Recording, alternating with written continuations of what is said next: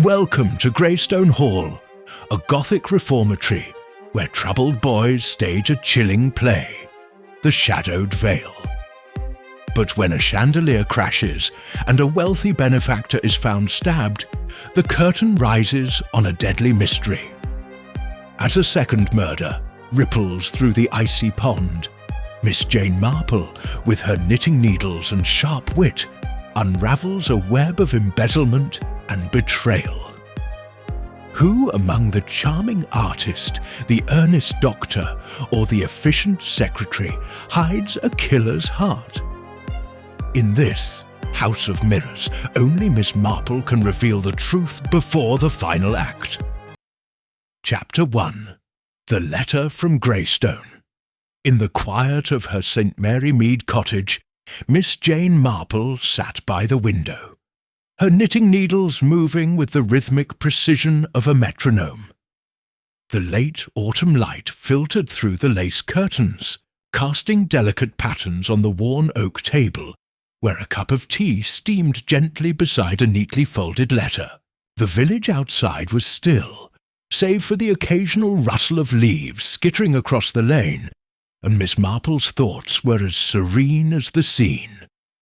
Until her eyes returned to the letter, its contents stirring a faint ripple of curiosity in her otherwise tranquil mind. The letter was from Lady Eleanor Winthrop, a friend from Miss Marple's school days at the Mrs. Pennington's Academy for Young Ladies, an institution that had prided itself on instilling decorum and resilience in its pupils. Eleanor, then Eleanor Ashby, had been a spirited girl, quick to laugh and quicker to defy the stricter governesses, but always with a charm that disarmed reprimands. The years had changed her circumstances, if not her spirit. Widowed 3 years prior, Eleanor had inherited Greystone Hall, her late husband's sprawling estate in the Somerset countryside, and had transformed it into a reformatory for troubled young men, a project that, to Miss Marple's mind, spoke of both idealism and a touch of naivety. My dear Jane, the letter began in Eleanor's elegant, slightly hurried script. It has been far too long since we last met, and I find myself longing for the company of someone with your good sense. Greystone Hall is thriving, or so I tell myself. But there are matters here that trouble me. Nothing I can put my finger on, you understand. Just a sense that things are not quite as they should be. We are hosting a theatrical performance next week, a melodrama put on by our boys, and I should be delighted if you could join us. Your presence would be a comfort, and I dare say you might find the evening diverting. Do come, Jane, and bring that sharp mind of yours. Miss Marple set the letter down, her fingers pausing over the soft wool of her knitting.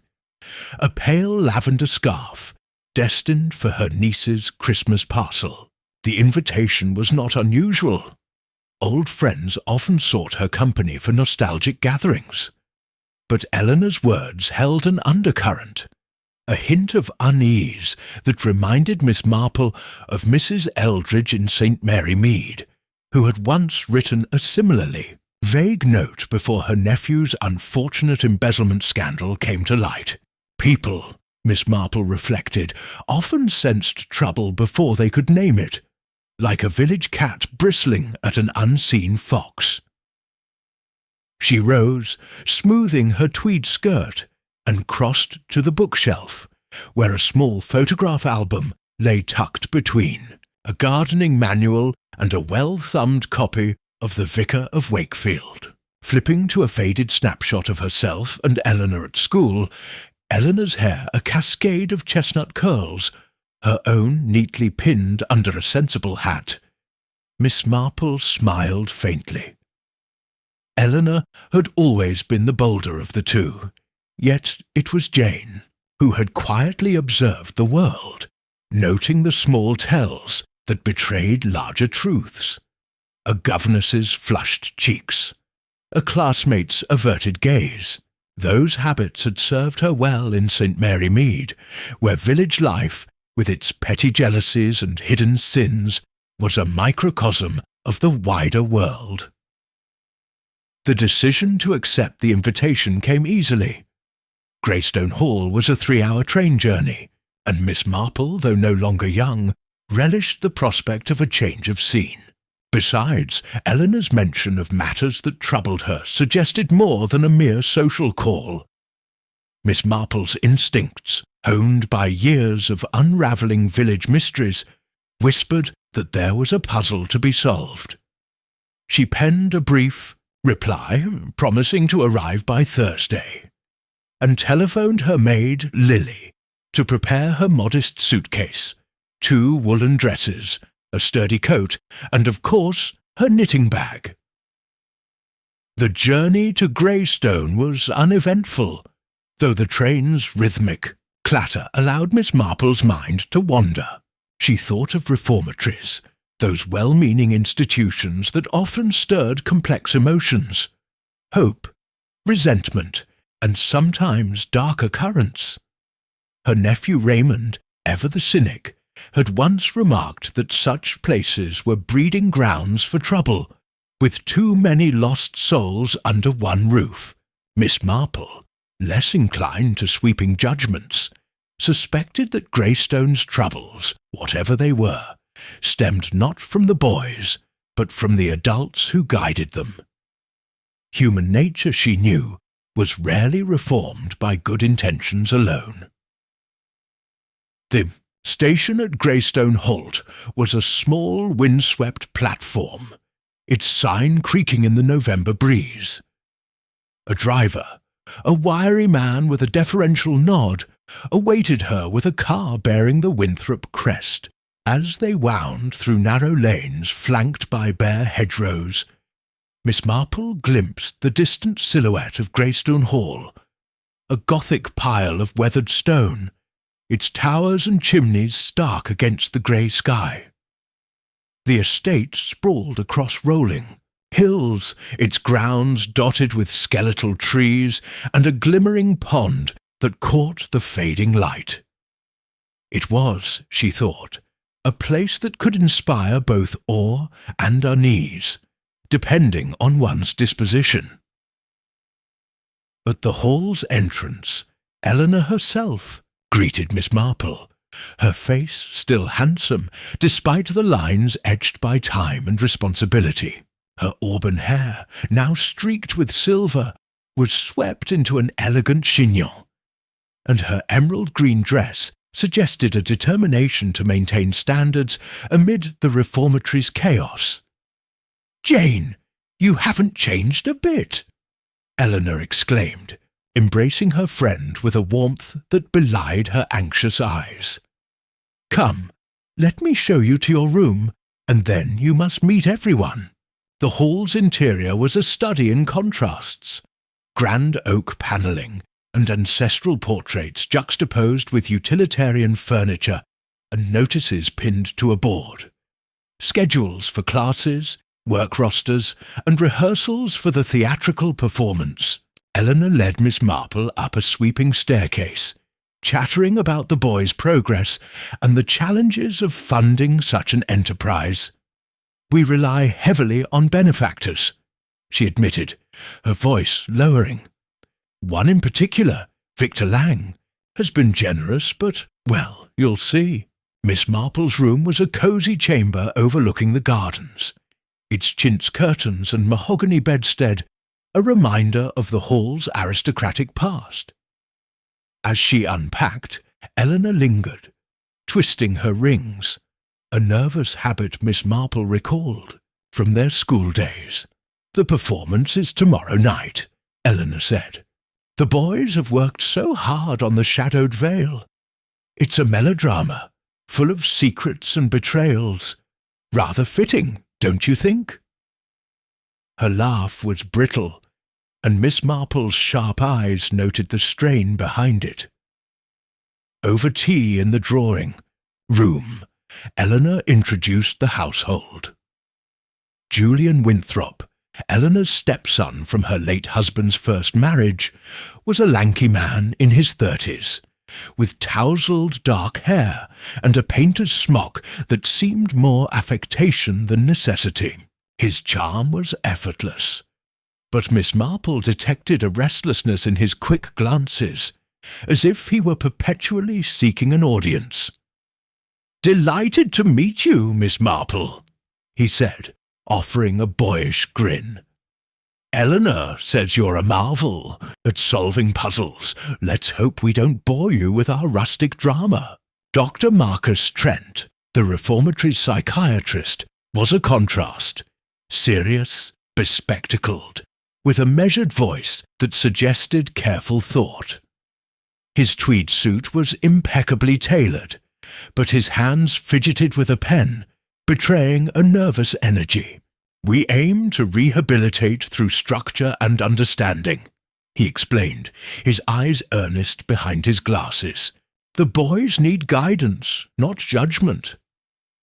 Miss Marple nodded politely, noting the faint defensiveness in his tone, as if he anticipated skepticism.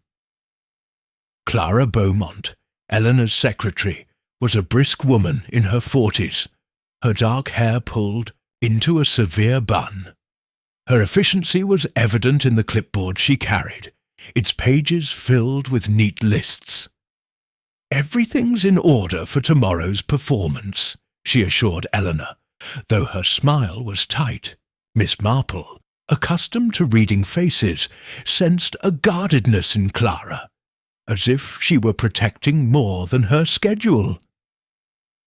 Victor Lang, the benefactor, arrived last, his presence commanding despite his unassuming attire, a plain grey suit that did little to conceal his wealth. His sharp blue eyes scanned the room, lingering on each person with an intensity that made Miss Marple think of a hawk assessing its prey. "Miss Marple," he said, his voice smooth but cool, "Eleanor speaks highly of you. I trust you'll enjoy our little theatrical venture." His handshake was firm, but his smile did not reach his eyes. As the group dispersed, Miss Marple caught snippets of conversation.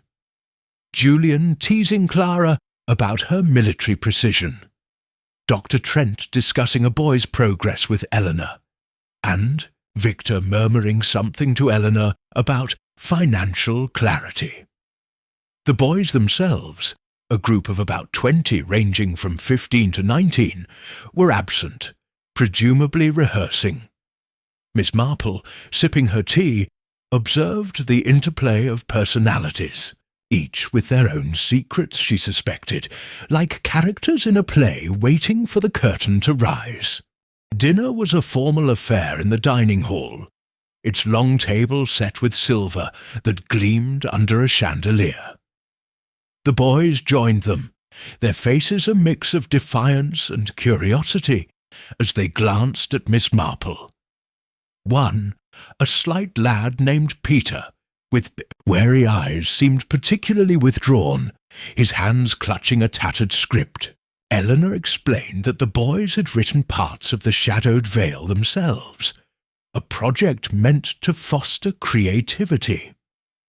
"It's about a family torn apart by hidden truths," she said, her voice catching slightly. Miss Marple, ever alert, wondered if the play's theme mirrored tensions within the hall. As the meal ended, Eleanor drew Miss Marple aside. "Jane, I didn't want to alarm you in my letter, but there's something wrong here. Victor has been asking questions about the accounts, the boys' welfare. I trust my staff, but—" She hesitated, her fingers twisting her rings again. "I feel as if I'm being watched, judged. Perhaps I'm imagining things." Miss Marple patted her friend's hand, her gentle smile masking the quickening of her thoughts. "My dear Eleanor," she said softly, "you're not imagining anything. People always reveal themselves given time." That night, as Miss Marple settled into her room, the wind rattled the windows, and she thought of Greystone Hall as a stage set for a drama not yet fully scripted. Her knitting lay untouched, her mind busy with the faces she'd met. Julian's charm, Trent's earnestness, Clara's precision, Victor's intensity, and Eleanor's unease. Somewhere among them, she sensed, was a thread that would unravel the truth. She drifted to sleep, her dreams filled with the echo of a chandelier's crash, though she could not yet know its significance. Chapter 2. Shadows in the Hall. The morning after her arrival at Greystone Hall, Miss Jane Marple awoke to the distant clang of a bell, its peal echoing through the stone corridors like a summons to a forgotten ritual. The November light was thin, seeping through the chintz curtains of her room, and casting a pale glow over the polished floorboards. She rose with the unhurried precision of habit, her movements as deliberate as the stitches in the lavender scarf she'd resumed knitting the night before. The air held a chill, and as she dressed in her sensible woolen skirt and cardigan, she reflected that Greystone, for all its grandeur, seemed to carry a weight of secrets in its very walls. Breakfast was served in a smaller dining room than the grand hall of the previous evening, its windows overlooking a frost-dusted lawn, where a few of the reformatory boys were already at work, raking leaves under the watchful eye of a groundskeeper. The table was laid with simple fare, porridge, toast, and a pot of strong tea, and Miss Marple, taking her seat beside Eleanor, noted the quiet efficiency with which the household operated. Yet there was an undercurrent, a tension that flickered in the glances exchanged across the table, like the first ripples on a pond before a stone breaks the surface. Eleanor, dressed in a tailored navy dress that spoke of her determination to maintain authority, presided over the meal with a strained smile. "I trust you slept well, Jane," she inquired, passing a dish of marmalade. Her voice was warm, but her eyes darted toward the door, as if expecting an interruption. Miss Marple, buttering her toast, replied with her usual gentleness, "Quite well. Thank you, Eleanor. The quiet of the countryside is always restorative, though I confess the hall has a certain liveliness to it." Her words were mild, but her gaze lingered on Eleanor's hands, which fidgeted with a silver spoon. Julian Winthrop entered late, his painter's smock replaced by a rumpled linen shirt that suggested a night spent more with inspiration than sleep. He greeted Miss Marple with a theatrical bow, his dark eyes twinkling with a charm that bordered on mockery. "Miss Marple, I hope you're prepared for our theatrical extravaganza tomorrow. The boys are positively feverish with excitement." He slid into a chair, helping himself to a generous portion of porridge, and Miss Marple noted the way his fingers drummed on the table, restless as a caged bird. Dr. Marcus Trent joined them next, his spectacles glinting in the morning light, as he offered a polite nod. His manner was as measured as it had been the previous evening, but Miss Marple detected a faint tightness about his mouth, as if he were guarding his words. "The boys are making excellent progress with their rehearsals," he said, addressing Eleanor. "The play gives them purpose, a chance to channel their energies." His tone was earnest, but Miss Marple, who had once known a village doctor with a similar air of sincerity, wondered if his dedication masked a deeper preoccupation. Clara Beaumont, ever the efficient secretary, arrived with a stack of papers, her clipboard tucked under her arm like a shield. She declined breakfast, citing a need to finalize the guest list for the performance. But her eyes flicked toward Julian with a mixture of exasperation and something less definable. "Everything is on schedule," she said briskly, though Miss Marple noticed her hand tremble slightly as she poured tea. Clara's composure, it seemed, was a carefully constructed facade, not unlike the stage sets being erected in the ballroom. Victor Lang, the benefactor, was absent, and when Miss Marple inquired, Eleanor explained that he often took breakfast in his rooms, preferring solitude to review his papers. "Victor is meticulous," she said, her voice tinged with unease. "He insists on overseeing every detail of the reformatory's finances. It's a great help, of course, but—" She trailed off, and Miss Marple, sipping her tea, recalled a St. Mary Mead banker who had been similarly meticulous, only to be discovered siphoning funds for his own ends. She made a mental note to observe Mr. Lang more closely. After breakfast, Eleanor invited Miss Marple for a tour of Greystone Hall, a gesture that felt as much an escape from the dining room's tension as a courtesy to her guest. The hall was a labyrinth of corridors and chambers, its Gothic arches and stained glass windows lending an air of solemnity.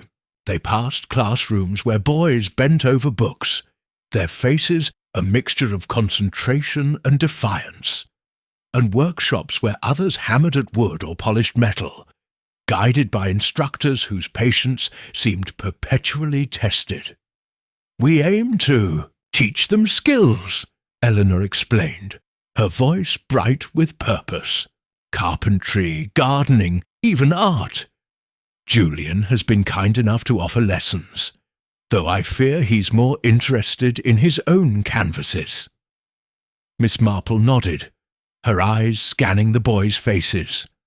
One, a lanky youth with a scar above his eyebrow, met her gaze briefly before looking away, his hands clutching a hammer with unnecessary force.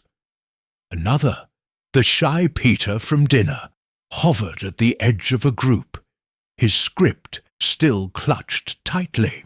Miss Marple, who had once unravelled a theft in St. Mary Mead by noting a shop boy's nervous tick, sensed that Peter's reticence held a story of its own. The tour led them to the ballroom, where preparations for the Shadowed Veil were in full swing. The room, with its high ceilings and faded gilt mouldings, had been transformed into a makeshift theatre, with rows of chairs facing a stage framed by heavy velvet curtains. Boys scurried about, adjusting gas lamps and arranging props, or a candelabra, a mock dagger, a tattered cloak that suggested the play's melodramatic tone. Clara stood at the centre, issuing crisp instructions, while Julian lounged against a pillar, sketching idly on a notepad. Dr. Trent was absent, and Miss Marple wondered if his duties extended beyond the reformatory's walls. "Clara has been a godsend," Eleanor said, watching her secretary direct a boy to reposition a chair. "She keeps everything running smoothly, though I sometimes wonder if she takes on too much." Miss Marple, observing Clara's precise movements, recalled a village schoolmistress who had maintained similar order, only to be undone by a hidden passion for gambling. Efficiency, she knew, could conceal as much as it revealed. As they watched, a boy dropped a prop, a glass vase that shattered on the floor, eliciting a sharp reprimand from Clara. The boy, Tommy Reed, flushed crimson, his hands clenching at his sides. Miss Marple noted his agitation, and when he caught her eye, his expression was one of mingled fear and defiance. "Tommy's one of our more troubled lads," Eleanor murmured, Dr. Trent believes he has potential, but he's prone to outbursts. Miss Marple, filing the observation away, thought of a St. Mary Mead lad who had similarly masked fear with bravado, only to confess a petty crime under gentle questioning. The tour continued to the gardens, where the pond gleamed like a mirror under the grey sky. Miss Marple, pausing to admire a bed of late-blooming roses, noticed a set of footprints leading to the water's edge, their edges blurred by frost. They seemed recent, and she wondered idly who might have wandered there so early. Eleanor, unaware of her scrutiny, spoke of the reformatory's challenges, funding shortages, local scepticism, and the delicate balance of discipline and compassion. "Victor insists we must be accountable," she said, her voice dropping. "He's been auditing our books, and I fear he's found something amiss. He won't say what, but his manner has changed." Miss Marple, adjusting her shawl against the chill, offered a sympathetic murmur. "People often grow guarded when money is involved," she said. "In St. Mary Mead, we had a treasurer who turned quite peculiar when his accounts were questioned. It turned out to be a matter of pride, not guilt, but one never knows." Eleanor's eyes widened, and Miss Marple sensed her friend's fear was not of Victor's findings, but of what they might expose. Their walk was interrupted by the arrival of Dr. Trent, who emerged from a side path, his coat dusted with leaves, as if he'd been exploring the grounds. "Miss Marple, Lady Winthrop," he greeted, his voice steady, but his eyes flickering toward the pond. "I was just checking on the boys' gardening efforts. They're learning, slowly." His smile was polite, but Miss Marple noted the faint sheen of perspiration on his brow, unusual for the cool morning. She recalled a village curate who had perspired similarly when questioned about missing collection funds, and her curiosity sharpened. As they returned to the hall, Julian joined them, his sketchbook now tucked under his arm. "Miss Marple, you must come to the rehearsal this afternoon," he said, his tone light but his eyes searching. "The boys are nervous, but I think you'll be impressed. There's a certain raw energy to their performance." Miss Marple smiled, agreeing to attend, but her thoughts lingered on his restlessness, so like that of a young man in St. Mary Mead who had once planned to elope, only to be thwarted by a rival's betrayal. The afternoon rehearsal was a chaotic affair, with boys stumbling over lines and Clara barking corrections. Miss Marple, seated unobtrusively in the back, knitted quietly, her eyes missing nothing. Peter, the shy boy, delivered his lines with surprising intensity, his voice trembling as he spoke of a character betrayed by a trusted friend.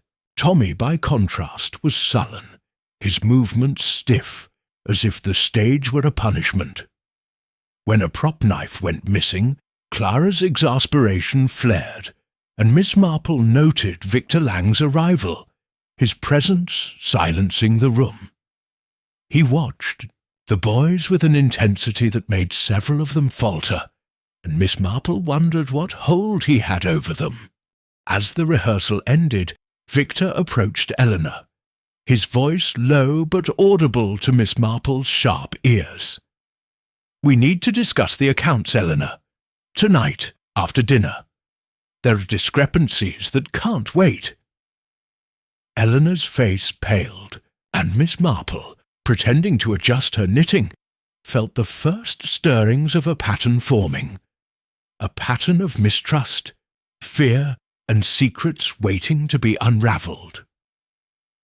Dinner that evening was quieter, the boys absent as they prepared for the next day's performance. Victor's absence was explained by a headache, But Miss Marple sensed his absence was strategic, a chance to prepare for his meeting with Eleanor.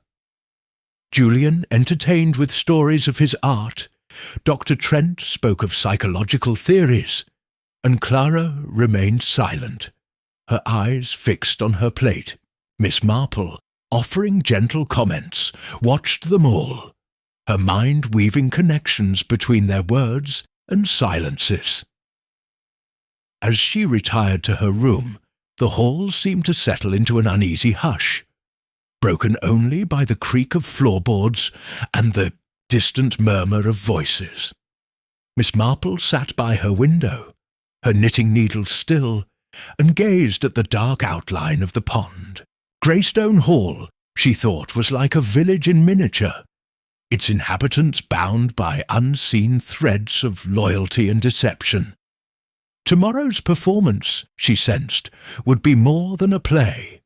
It would be a stage where truths, like actors, might step into the light. Chapter 3. The Curtain Rises.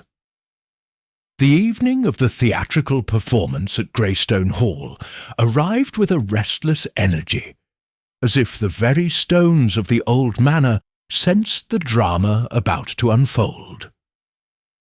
Miss Jane Marple, seated in her room before dressing for the event, adjusted her spectacles and gazed out at the twilight, where the last rays of a sullen November sun cast long shadows across the frost-bitten lawn. Her knitting lay idle on the bedside table, the lavender scarf a soft reminder of her quiet St. Mary Mead routines, now replaced by the undercurrents of unease she had sensed since her arrival. The air felt charged, not unlike the moment before a thunderstorm in her village, when every villager seemed to hold their breath. She chose a simple black dress for the occasion, its severity softened by a cameo brooch, a gift from her nephew, Raymond, and a shawl of fine wool to ward off the chill of the unheated ballroom. As she descended the grand staircase, the murmur of arriving guests filled the hall, their voices mingling with the clink of glassware and the rustle of evening attire. Greystone's Gothic arches loomed overhead, their shadows dancing in the flickering light of gas lamps, and Miss Marple, her steps light but deliberate, felt the weight of anticipation. Theatrical performances, she knew from a village pageant gone awry, were often stages for more than scripted drama. The ballroom had been transformed into a theatre, its high ceilings and faded gilt mouldings lending an air of faded grandeur. Rows of chairs borrowed from the local parish hall faced a stage framed by crimson velvet curtains, their tassels frayed but still imposing. A makeshift proscenium, painted with ivy and mock stone, gave the impression of a castle hall, fitting. The melodrama, The Shadowed Veil. The boys, in their costumes of cloaks and breeches, moved with a mix of nervous excitement and awkwardness, their faces flushed under Clara Beaumont's stern direction. Miss Marple, taking a seat near the back, noted the crowd. Local gentry, reformatory staff, and a few curious villagers, their chatter a blend of politeness and barely concealed scepticism about the boys' endeavour.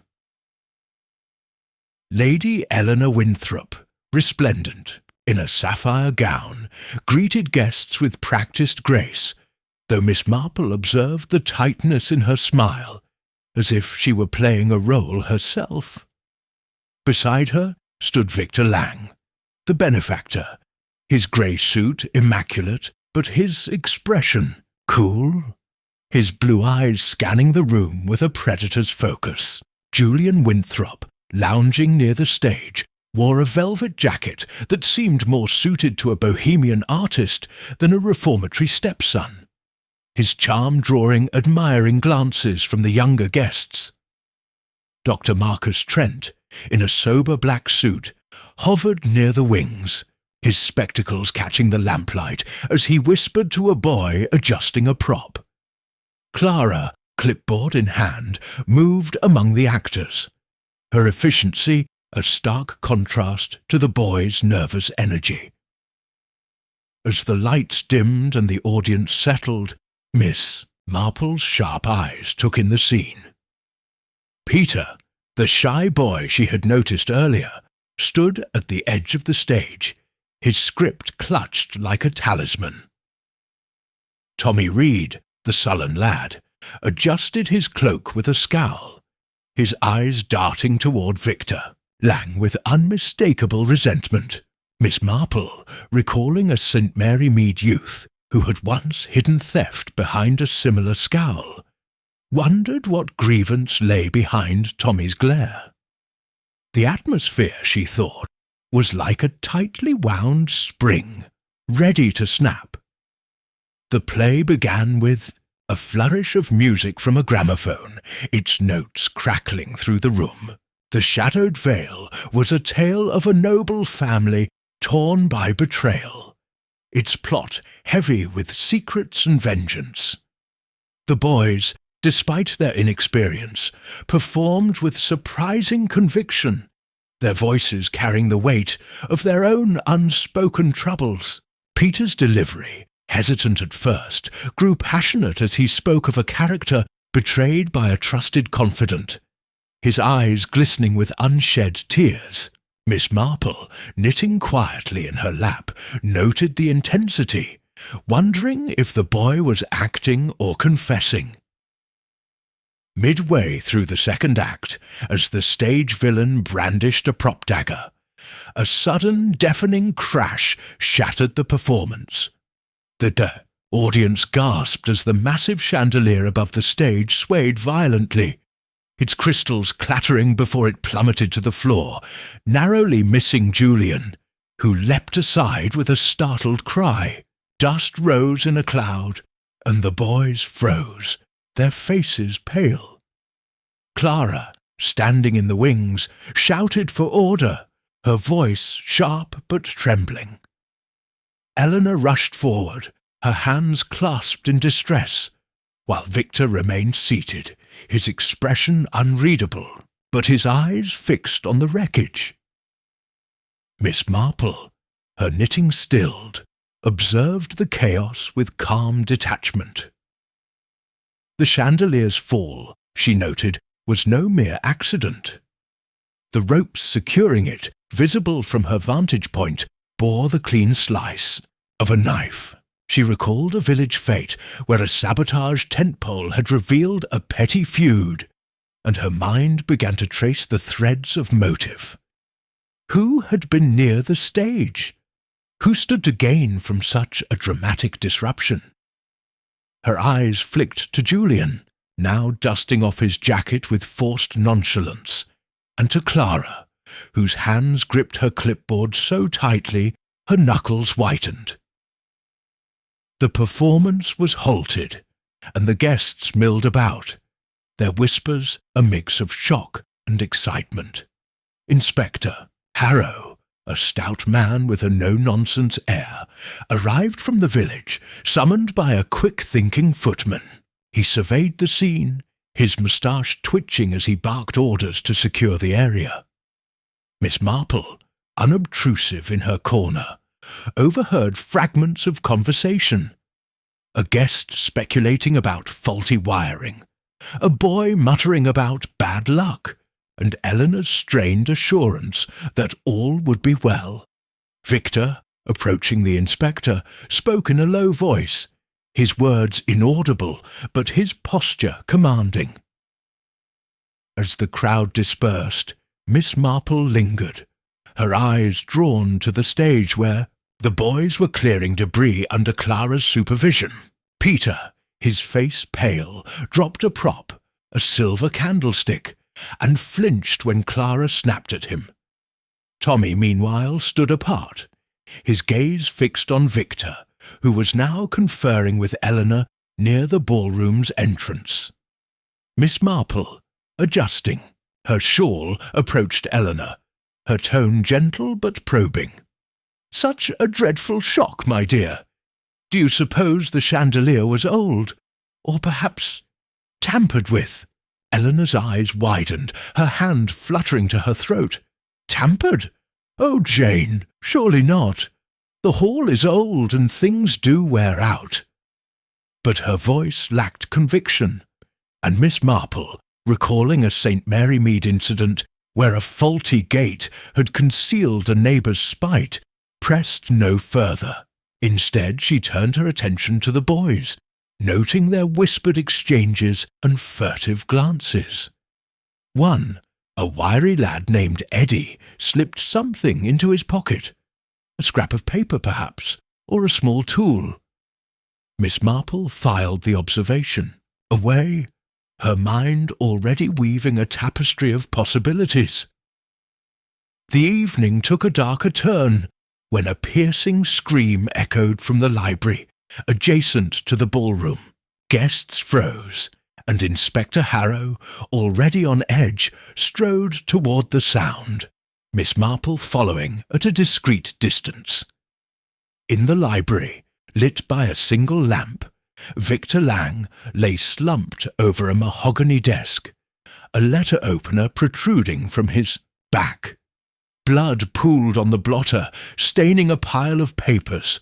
Accounts, Miss Marple noted, their figures neatly aligned but now marred by crimson. The room was silent, save for Eleanor's stifled gasp and the inspector's sharp intake of breath. Miss Marple, standing just inside the doorway, took in the scene with her usual clarity. The library's window was ajar, a cold breeze stirring the curtains, and a single footprint, muddy and distinct, marked the carpet near the desk. The letter opener, its handle ornate, seemed an unlikely weapon, yet its placement suggested precision.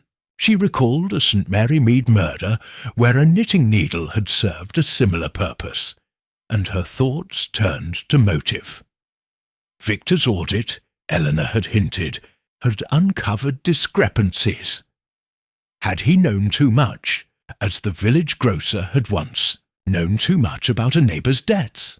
Inspector Harrow began his inquiries, his voice brisk as he questioned the household. Julian, pale but composed, claimed he had been backstage, helping a boy with a costume. Dr. Trent, who had been in the wings counselling a nervous actor, seemed shaken, his hands trembling as he adjusted his spectacles. Clara, her clipboard abandoned, insisted she had been directing the boys throughout the performance, never leaving the stage area. Eleanor, near tears, admitted Victor had planned to meet her after the play to discuss his findings. A meeting, now forever postponed. Miss Marple, her knitting resumed as a shield of inconspicuousness, listened intently. The boys, gathered in a corner, whispered among themselves, their eyes darting toward the adults. Peter's face was ashen, and Tommy's scowl had deepened, his hands clenched into fists. Miss Marple, noting their unease, wondered if they knew more than they dared say. She approached Peter, her smile grandmotherly. "You did splendidly tonight, my dear," she said softly. "It's a pity the evening was spoiled." Peter's eyes met hers, wide with fear, and he mumbled a reply before hurrying away. As the inspector cordoned off the library, Miss Marple slipped into the ballroom where the chandelier's wreckage still lay.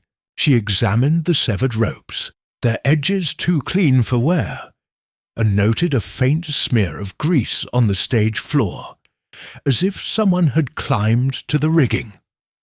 Her thoughts returned to the footprint in the library, its size and tread suggesting a man's shoe, though she knew better than to leap to conclusions.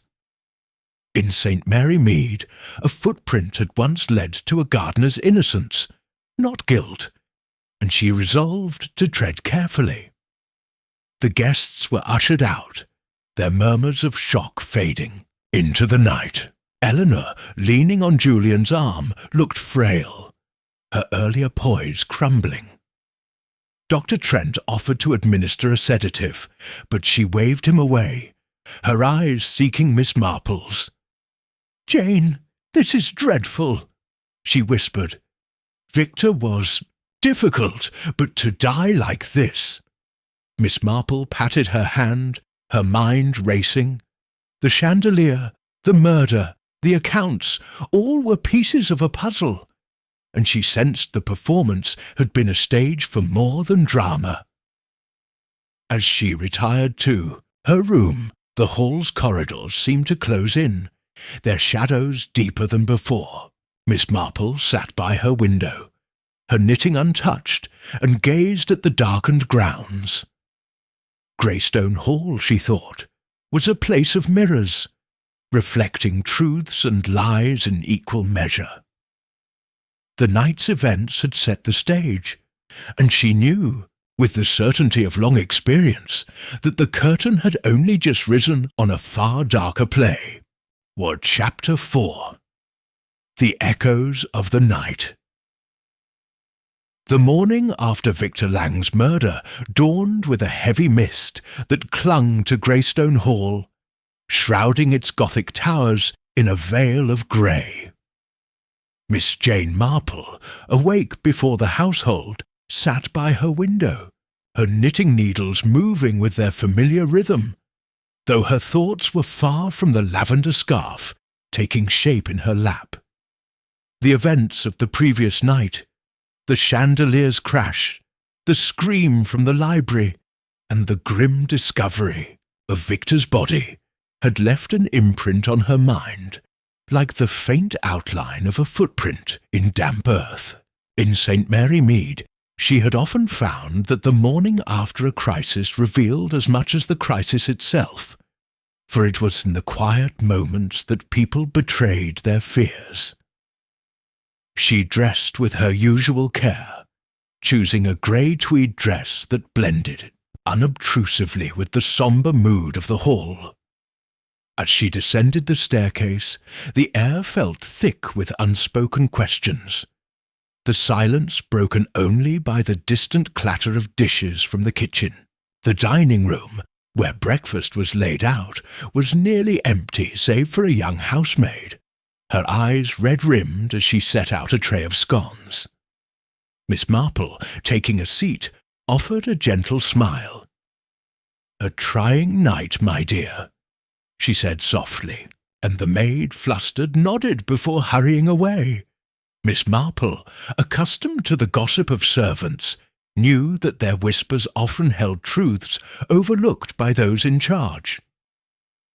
Lady Eleanor Winthrop appeared shortly after, her face pale beneath a hastily applied layer of powder.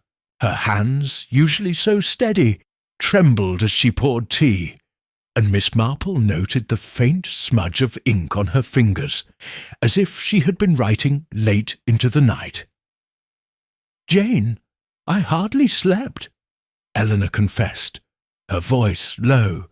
"Victor's death, it's unthinkable.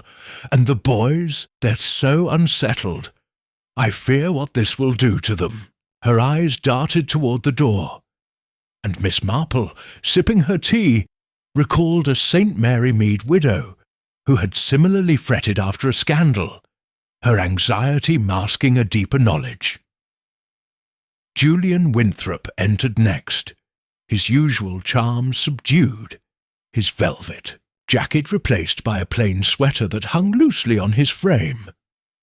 "Good morning, Miss Marple," he said, his voice strained as he helped himself to a scone.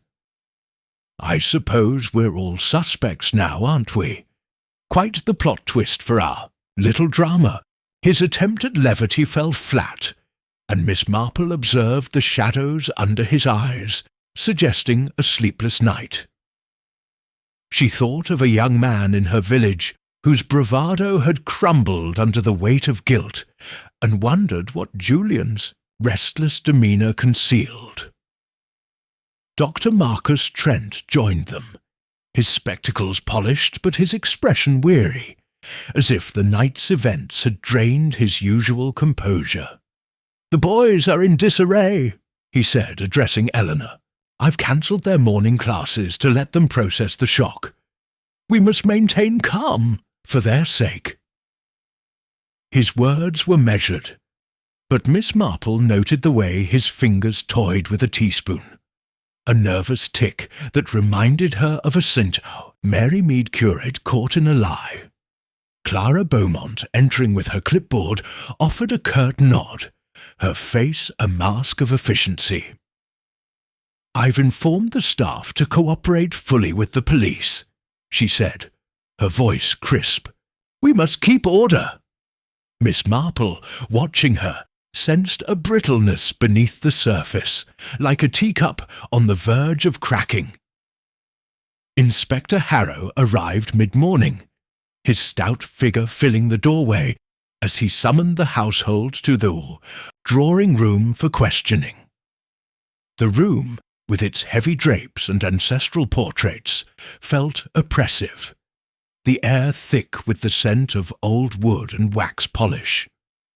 Miss Marple took a seat in a corner, her knitting a shield of inconspicuousness, her eyes missing nothing. The inspector, his moustache bristling, began with Eleanor, his questions blunt but methodical. "Lady Winthrop, you said Mr. Lang intended to meet you after the performance. What was the nature of this meeting?" Eleanor hesitated, her hands twisting a lace handkerchief. "He wanted to discuss the reformatory's finances," she said. "Victor was concerned about certain irregularities. He didn't specify, but he insisted we address them privately." Her voice wavered, and Miss Marple, knitting steadily, recalled a St. Mary Mead treasurer, whose irregularities had led to a bitter feud. She wondered what Victor had uncovered, and who might have feared his scrutiny. Julian was next, his posture casual, but his eyes wary. "I was backstage all evening," he said, his fingers drumming on the armrest. "One of the boys, Eddie I think, needed help with his costume. I didn't see Victor after the chandelier fell. His tone was light, but Miss Marple noted a slight catch in his voice, as if he were reciting a rehearsed line. She thought of a village lad who had once claimed an alibi too smoothly, only to be undone by a forgotten detail.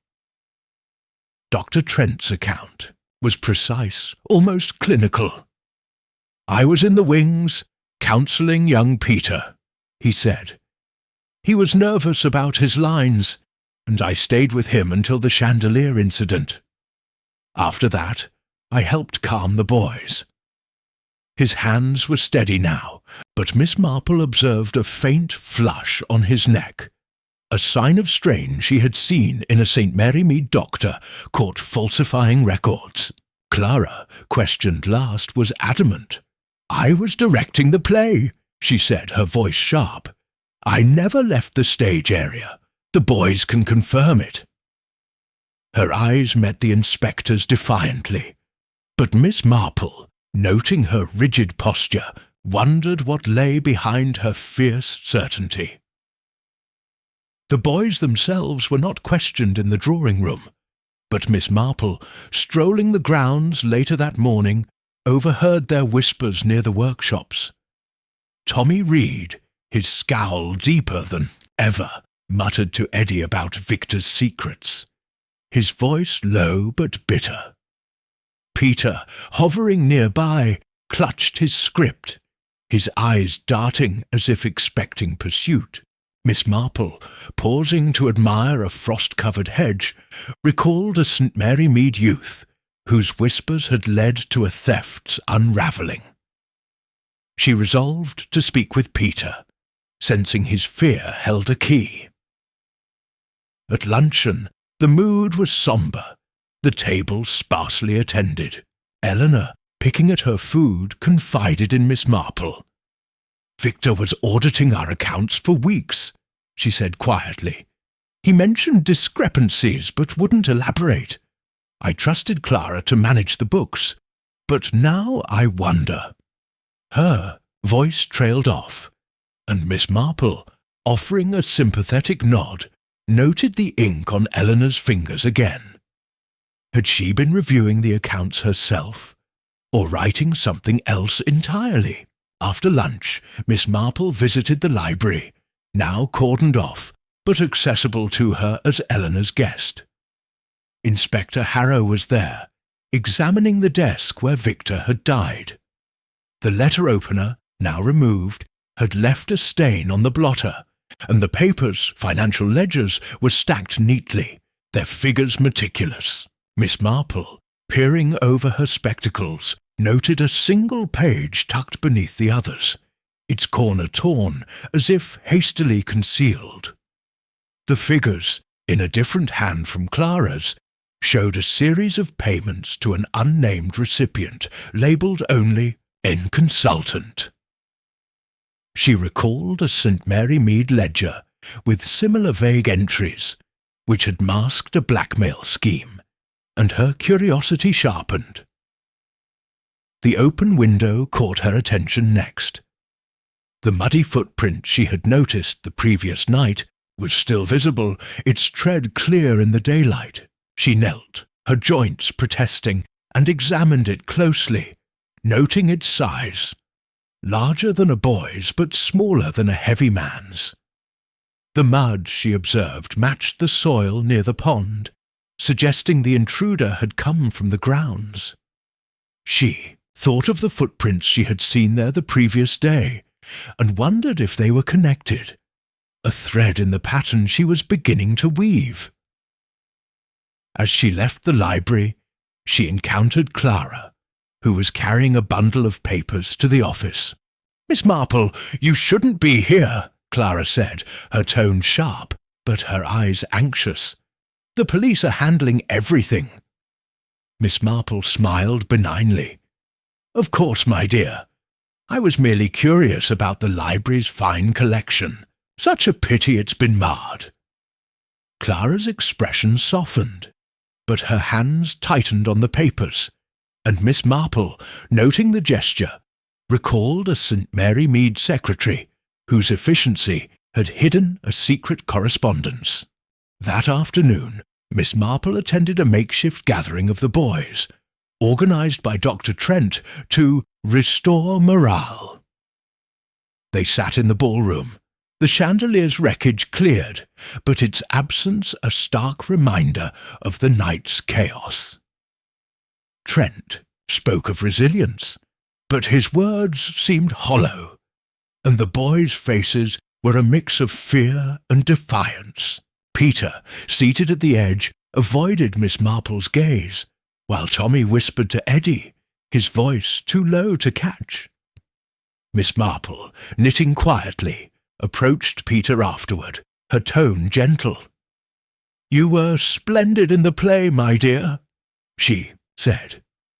"Did you write any of those lines yourself?" Peter flushed, his fingers crumpling his script. "Some," he mumbled. "Tommy helped, but he didn't like Victor." His voice dropped, and he hurried away, leaving Miss Marple to ponder his words. As evening fell, the hall grew quiet, its corridors dim under the flickering lamps. Miss Marple, dining alone with Eleanor, probed gently. "Victor's audit must have been thorough," she said. "Did he share his concerns with anyone else?" Eleanor hesitated, her fork pausing. "He spoke with Dr. Trent once, I believe, and Clara, of course, since she manages the accounts. But he was so secretive, Jane. It made me uneasy." Miss Marple nodded, her mind turning to the torn ledger page and the footprint, pieces of a puzzle that refused to fit. Before retiring, she took a turn about the grounds, her shawl wrapped tightly against the chill. The pond gleamed under the moon its surface unbroken, but its edges marked by those same footprints, now joined by others, fresher and deeper. She recalled a St. Mary Mead mystery, where footprints had led to a gardener's shed, revealing not guilt, but fear. As she returned to the hall, a light flickered in the office window, and she glimpsed Clara, hunched over a desk, her pen moving swiftly. Miss Marple, her knitting bag swinging lightly, felt the threads of suspicion tighten. Greystone Hall, she thought, was a stage where every actor played a part. But the true drama lay in the shadows, waiting for her to draw it into the light. Chapter 5. A Ripple in the Pond. The second morning after Victor Lang's murder dawned with a chill that seemed to seep into the very bones of Greystone Hall. Miss Jane Marple, ever an early riser, stood at her window, her breath misting the glass, as she watched the mist curl over the frost-bitten grounds. The pond, a silvery mirror in the distance, caught her eye, its stillness a stark contrast to the turmoil within the hall. Her knitting, the lavender scarf, now a familiar companion, lay, folded on the bedside table, its orderly stitches a reminder of the patterns she sought in the chaos of human motives. In St. Mary Mead, she had often found that the quiet hours of morning revealed truths hidden by the clamour of the day, and she sensed that Greystone held similar secrets, waiting to be unravelled. She dressed in a navy wool dress, its simplicity offset by a pearl brooch, and descended to the dining room, where breakfast was a subdued affair. The air was heavy with the scent of toast and coffee, but the usual chatter was absent, replaced by a silence that spoke of fear and suspicion. Lady Eleanor Winthrop, her face drawn, presided over the table with a forced calm, her hands clutching, a teacup as if it were an anchor. Miss Marple, taking her seat, offered a gentle smile. "A difficult time, Eleanor," she said softly, "but the truth has a way of surfacing, like a stone in a stream." Eleanor's eyes flickered with gratitude, but also with something deeper. Doubt, perhaps, or dread. Julian Winthrop appeared, his usual flair dimmed by a rumpled shirt and a distracted air. He nodded to Miss Marple, his smile fleeting. "The inspector's back today," he said, buttering a piece of toast with unnecessary force. "I suppose we'll all be grilled again. Poor show, this whole business." His tone was light, but Miss Marple noted the way his eyes darted toward the door, as if expecting an unwelcome visitor. She recalled a St. Mary Mead artist whose bravado had masked a gambling debt, and wondered what burdens Julian carried beneath his charm. Dr. Marcus Trent entered next, his spectacles fogged from the morning chill, his expression one of strained composure. "I've spoken to the boys," he said, addressing Eleanor. "They're shaken, but I've arranged for group sessions to help them cope. Routine is vital now." His voice was steady, but Miss Marple observed a faint tremor in his hand as he reached for the coffee pot, a telltale sign of nerves she had seen in a village doctor caught in a lie. Clara Beaumont, arriving last, carried her clipboard like a shield, her face pale but resolute. "The police have requested our financial records," she said briskly. "I've prepared everything they need." Her efficiency was impeccable, but Miss Marple, noting the tightness of her jaw, sensed a fear beneath the surface, like a St. Mary Mead seamstress who had once hidden stolen goods behind her neat stitches. "Inspector." Harrow's arrival disrupted the meal, his heavy footsteps echoing in the corridor. He gathered the household in the drawing-room, his moustache bristling as he outlined the investigation's progress. "We've confirmed the letter opener was the murder weapon," he said, his voice gruff. "No fingerprints, mind you. It was wiped clean. But the footprint in the library suggests an intruder from the grounds, possibly via the window." He fixed each of them with a stern gaze, and Miss Marple, knitting quietly in her corner, noted the reactions. Eleanor's clasped hands, Julian's forced nonchalance, Trent's averted eyes, and Clara's rigid stillness. The inspector's mention of the footprint intrigued her, recalling the tracks she had seen by the pond, and she resolved to examine them further. After the meeting, Miss Marple slipped away to the grounds, her shawl wrapped tightly against the damp air. The pond, surrounded by bare willows, was a study in stillness, its surface unbroken save for a faint ripple near the edge. She knelt, her joints protesting, and studied the footprints she had noticed earlier. They were clearer now, the frost, having melted, revealing two distinct sets, one matching the library's muddy print, the other smaller, perhaps a boy's. The larger set led toward the hall, while the smaller veered toward a copse of trees.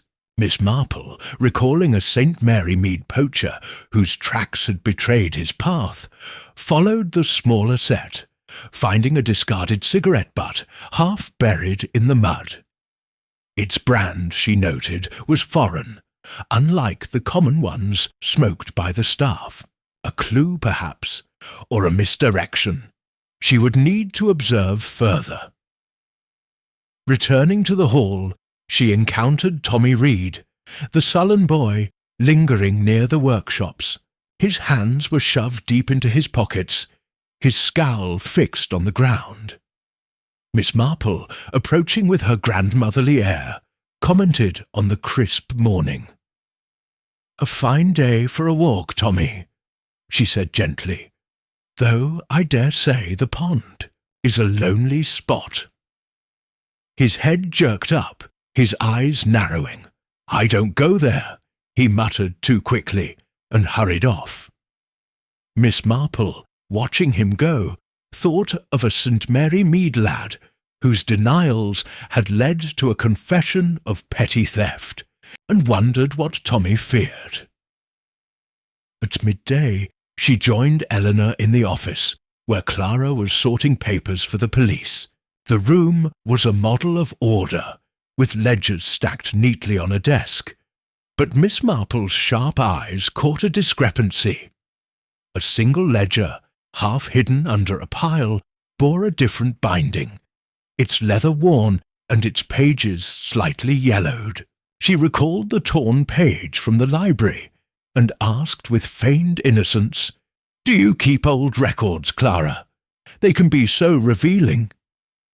Clara's hand paused, her face paling. "We archive everything," she said curtly. "But these are current."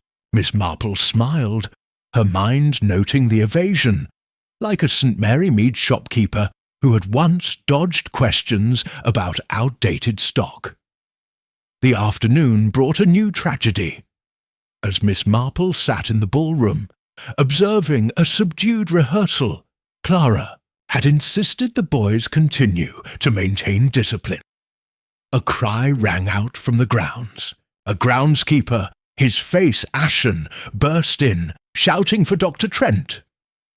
Miss Marple followed the commotion to the pond, where a small crowd had gathered. Tommy Reed lay face down in the shallow water, his body still, his cloak tangled in the reeds. Inspector Harrow, arriving swiftly, ordered the area cleared, but Miss Marple, standing back, noted the scene. Tommy's hands were clenched, as if in struggle, and a faint bruise marked his temple. The water, she observed, was barely deep enough to drown a grown boy, suggesting force rather than accident. The household was summoned, their faces a mix of shock and grief. Eleanor, trembling, clutched Miss Marple's arm. "Oh, Jane, not Tommy," she whispered. "He was troubled, but he didn't deserve this." Julian, pale, muttered about cursed luck, while Dr. Trent, his voice shaking, insisted it must have been an accident. "Tommy was impulsive," he said. "He might have slipped." Clara, silent, stared at the pond, her clipboard forgotten. Miss Marple, her knitting bag swinging lightly, recalled a St. Mary Mead drowning that had masked a deeper crime, and her suspicions deepened. Inspector Harrow questioned the boys, who claimed Tommy had been absent from the rehearsal, supposedly fetching props. Peter, the shy boy, stood apart, his eyes red-rimmed, his script crumpled in his hands. Miss Marple approached him, her tone soft. "Tommy was your friend, wasn't he?" she said. Peter nodded, his voice barely audible. He said things about Victor, things he shouldn't have known." He glanced fearfully at the adults, and Miss Marple, noting his terror, decided not to press him yet. Back at the hall, she examined the pond's edge with the inspector's permission, finding scuff marks near the footprints, as if a struggle had occurred. A small metal button, engraved with a crest, lay half buried in the mud, its design unfamiliar but distinct. She pocketed it discreetly, recalling a St. Mary Mead case where a lost button had identified a thief. The cigarette butt, she noted, was gone, perhaps swept away by the morning's activity, but its memory lingered, a piece of the puzzle. Dinner was a grim affair, the household subdued. Eleanor, barely eating, spoke of closing the reformatory, her voice breaking. Julian, attempting levity, suggested a memorial performance, but his words fell flat. Dr. Trent, unusually silent, pushed his food around his plate, while Clara, her composure frayed, excused herself early. Miss Marple, observing them, thought of the torn ledger page, the footprints, and now the button, each a thread in a tapestry of deceit. As she retired, the hall's corridors seemed darker, the portrait's eyes following her with silent judgment. In her room, she examined the button, under her lamp its crest suggesting wealth or status. She recalled Victor's audit, Tommy's whispers, and the strained faces of the household. Greystone Hall, she thought, was a place of hidden currents, like the pond that had claimed Tommy. Her knitting needles resumed their rhythm, but her mind was restless, piecing together the fragments of a truth that lay just beneath the surface, waiting for her to draw it into the light. Chapter 6. Threads of Suspicion. The third morning at Greystone Hall broke with a sky so heavy it seemed to press down upon the estate, its grey clouds mirroring the gloom that had settled over the household. Miss Jane Marple, ever wakeful before dawn, sat by her window, her knitting needles idle as she watched the mist drift across the grounds, obscuring the pond where Tommy Reed had met his tragic end. The lavender scarf, now nearly complete, lay folded on her lap, its orderly stitches a stark contrast to the tangled motives she sensed within the hall. In St. Mary Mead, she had often found that the days following a tragedy were when secrets began to unravel, like threads pulled from a poorly woven seam, and she felt that Greystone was no different. She chose a charcoal dress for the day, its simplicity suited to the sombre mood, and pinned her pearl brooch with care, its lustre a quiet nod to resilience. As she descended the staircase, the hall was silent save for the faint creak of floorboards and the distant murmur of a maid's footsteps. The dining room, where breakfast was laid out, was sparsely attended, the air thick with the scent of burnt toast and unspoken fears. Lady Eleanor Winthrop sat alone, her face etched with exhaustion, her hands cradling a teacup as if it were a lifeline. Miss Marple, taking her seat, offered a gentle smile. "A trying time, my dear," she said, softly. "But even the darkest mornings give way to light." Eleanor's eyes flickered with gratitude, but a shadow lingered, as if she feared what that light might reveal.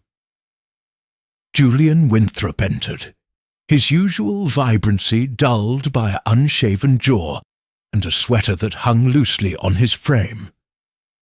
"Morning, Miss Marple," he said, his voice flat as he reached for a slice of bread. "The inspector's hounding us again today, I hear. Can't say I blame him, with 2 deaths on our doorstep." His attempt at nonchalance was unconvincing, and Miss Marple noted the way his fingers crumbled the bread, a nervous gesture reminiscent of a St. Mary Mead youth caught pilfering from a shop. She wondered what Julian's restlessness concealed: grief, guilt, or something else entirely. Dr. Marcus Trent appeared next, his spectacles gleaming, but his expression strained, as if the weight of the reformatory's troubles rested solely on his shoulders. "I've scheduled extra sessions with the boys," he said, addressing Eleanor. "They need stability now more than ever. Tommy's death has shaken them." His voice was earnest, but Miss Marple observed a faint twitch at the corner of his mouth, a telltale sign of unease she had seen in a St. Mary Mead curate who had once hidden a scandal behind pious words. Clara Beaumont, entering with her clipboard, was all efficiency, her face pale but composed. "The police have taken the ledgers," she said curtly. "I've prepared copies for our records." Her eyes avoided Miss Marple's, and the older woman, knitting quietly, sensed a guardedness that spoke of more than administrative zeal. Inspector Harrow arrived mid-morning, his presence a disruption to the hall's fragile calm. He gathered the household in the library, now cleared of its grim evidence, but still heavy with the memory of Victor's death. The inspector's moustache twitched as he addressed them, his notebook open. "We've ruled out an outside intruder," he said gruffly. "The footprint in the library matches soil from the grounds, but the window was forced from the inside, suggesting someone within the hall staged it.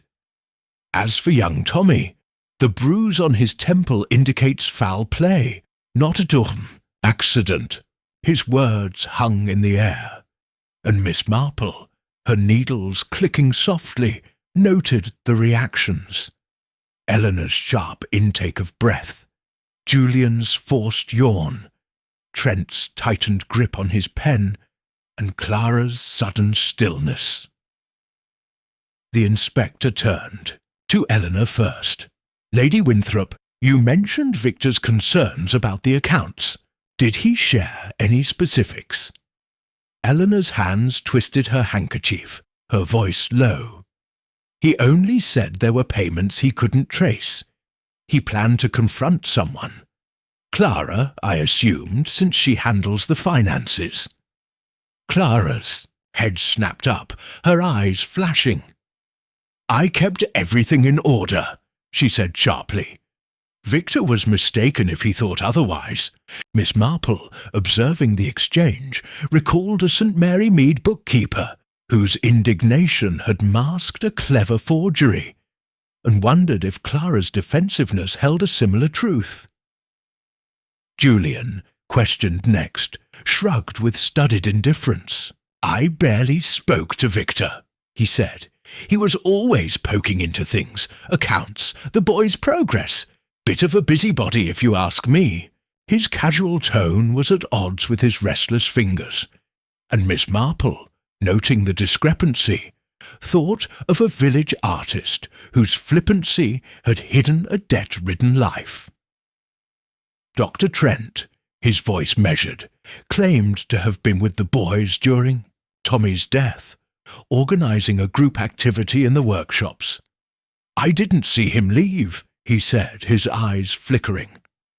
Miss Marple, knitting steadily, recalled a St. Mary Mead doctor whose alibis had crumbled under scrutiny, and her suspicions deepened. After the questioning, Miss Marple took a turn about the hall. Her shawl drawn against the chill, she paused in the ballroom where the stage stood empty, its props scattered like relics of a forgotten play. A single glove, black and worn, lay beneath a chair, its leather scuffed but its stitching fine. She picked it up, noting a faint monogram, VL, etched. Inside, Victor Lang's, perhaps, or another's with the same initials. She recalled a St. Mary Mead case where a lost glove had led to a thief's identity, and slipped it into her pocket, resolved to investigate further. Her walk led her to the workshops, where the boys were engaged in carpentry under the supervision of a grizzled instructor. Peter, the shy boy, was sanding a wooden box, his movements mechanical, his eyes distant. Miss Marple, approaching with her grandmotherly air, commented on his craftsmanship.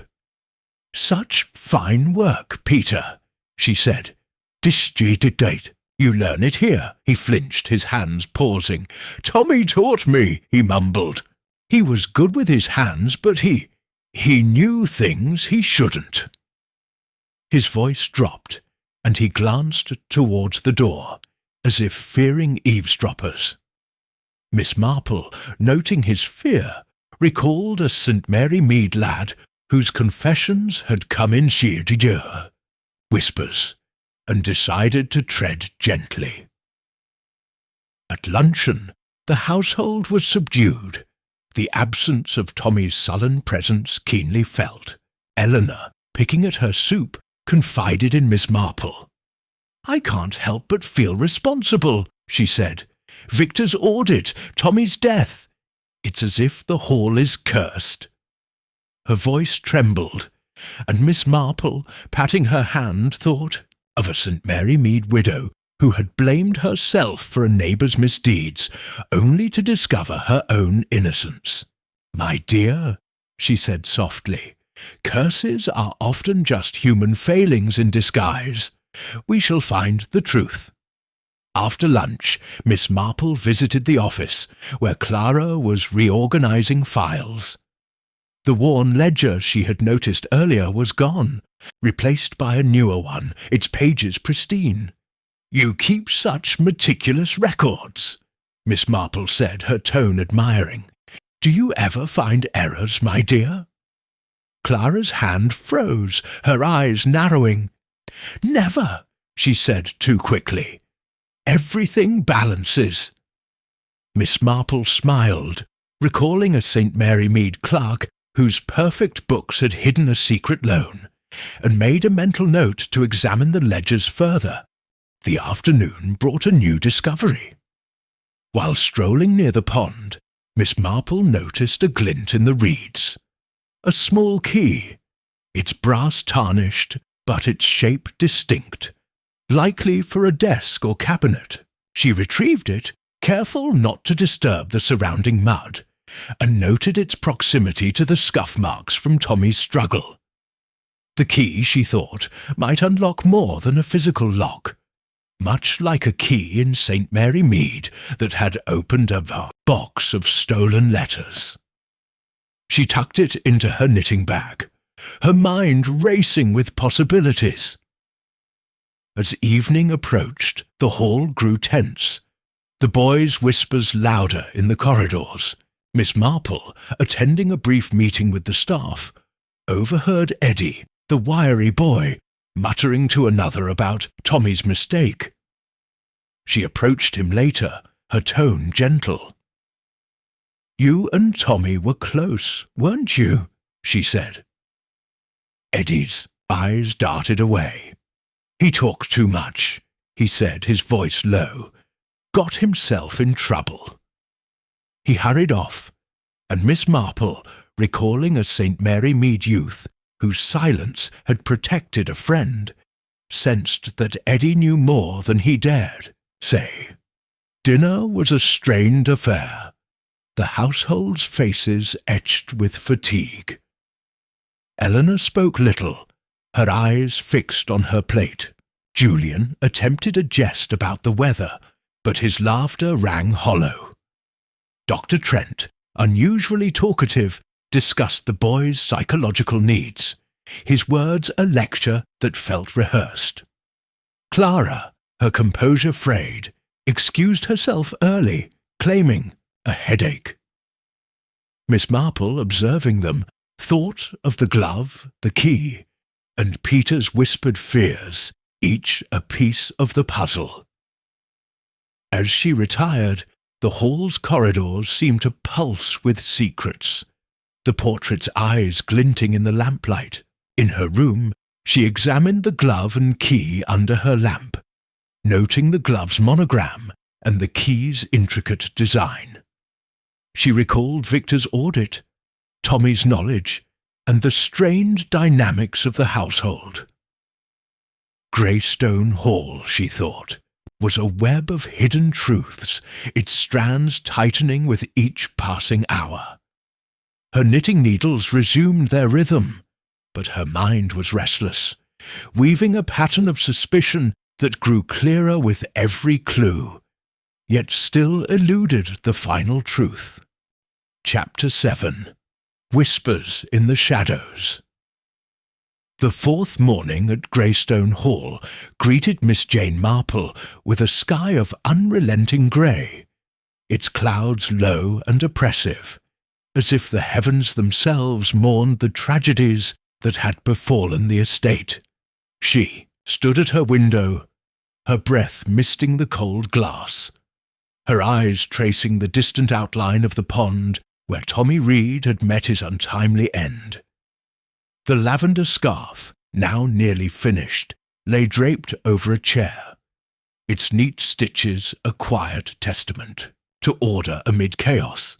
In St. Mary Mead, Miss Marple had often found that the days following a crisis were when people's masks began to slip, revealing truths as subtle as a change in the wind, and she sensed that Greystone's secrets were growing restless, ready to surface.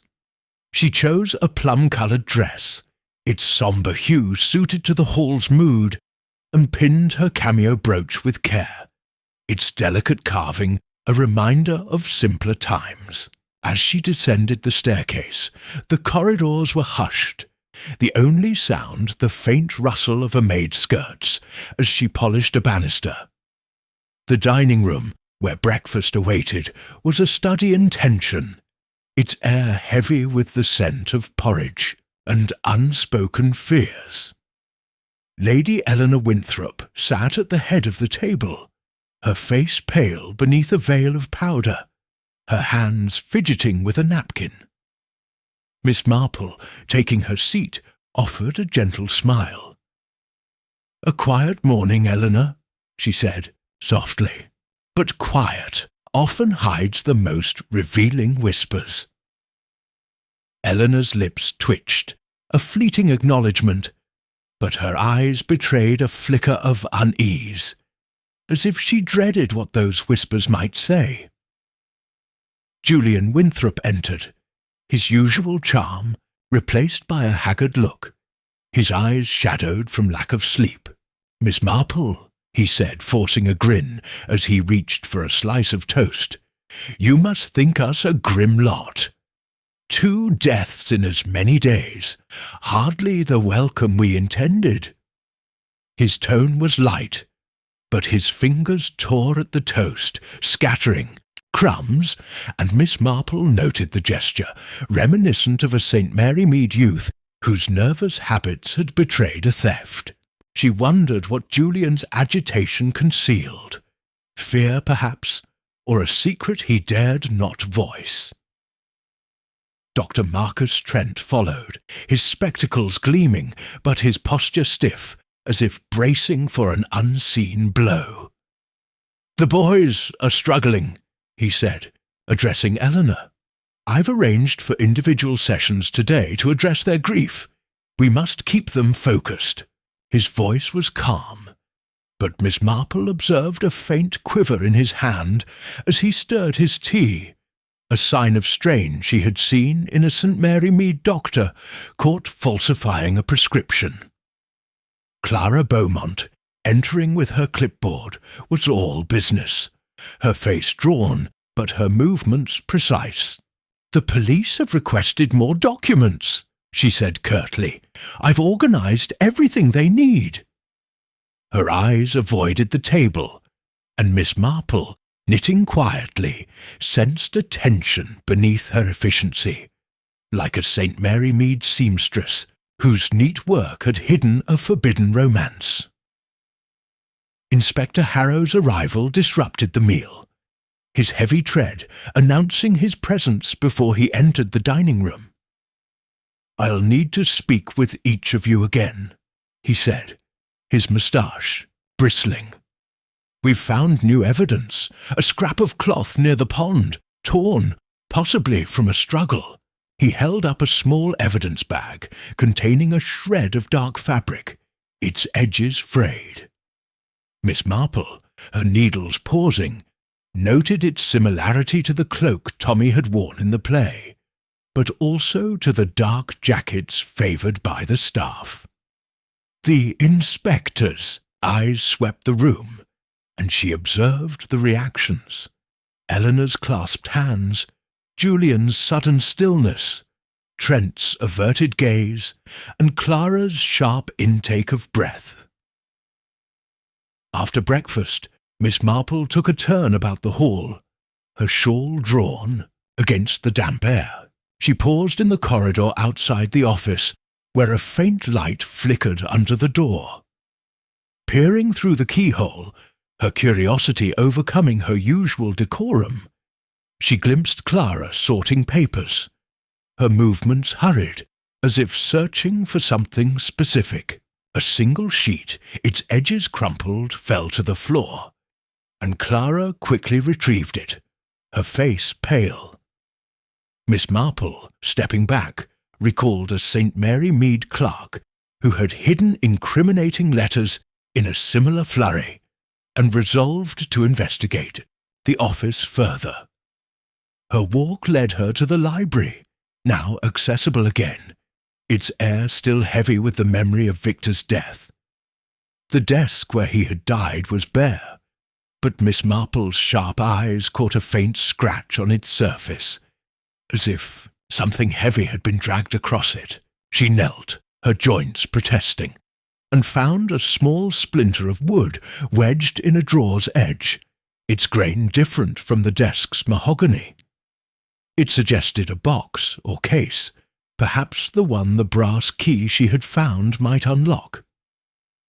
She recalled a St. Mary Mead mystery, where a hidden compartment had revealed a will, and her mind turned to the possibility of a locked secret at Greystone. At midday, she joined the boys in the workshops, where they were carving wooden figures under the instructor's watchful eye. Peter, the shy boy, was polishing a small bird, his hands trembling. Miss Marple, approaching with her grandmotherly air, admired his work.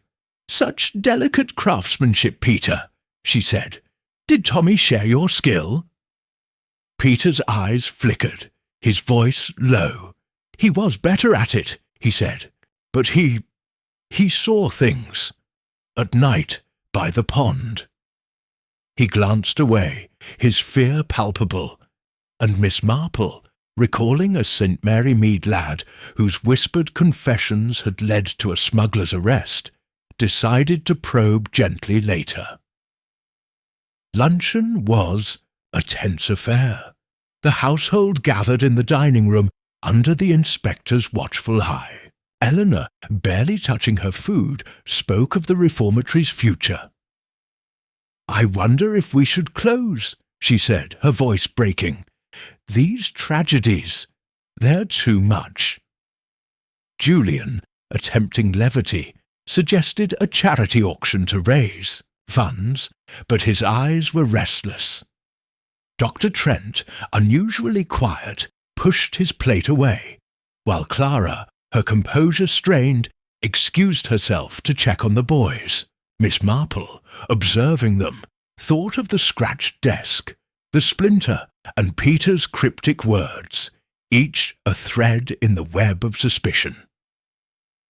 In the afternoon, she visited the ballroom where the stage props were being stored. Among them, she found a wooden box, its grain matching the splinter from the library desk. It was locked, but the brass key from her knitting bag fit perfectly, revealing a bundle of letters tied with twine.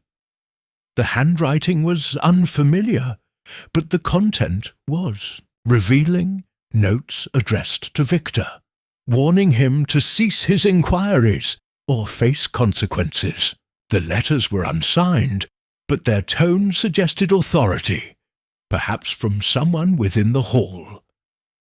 Miss Marple, tucking them into her bag, recalled a St. Mary Mead case, where anonymous letters had unmasked a blackmailer, and her suspicions deepened.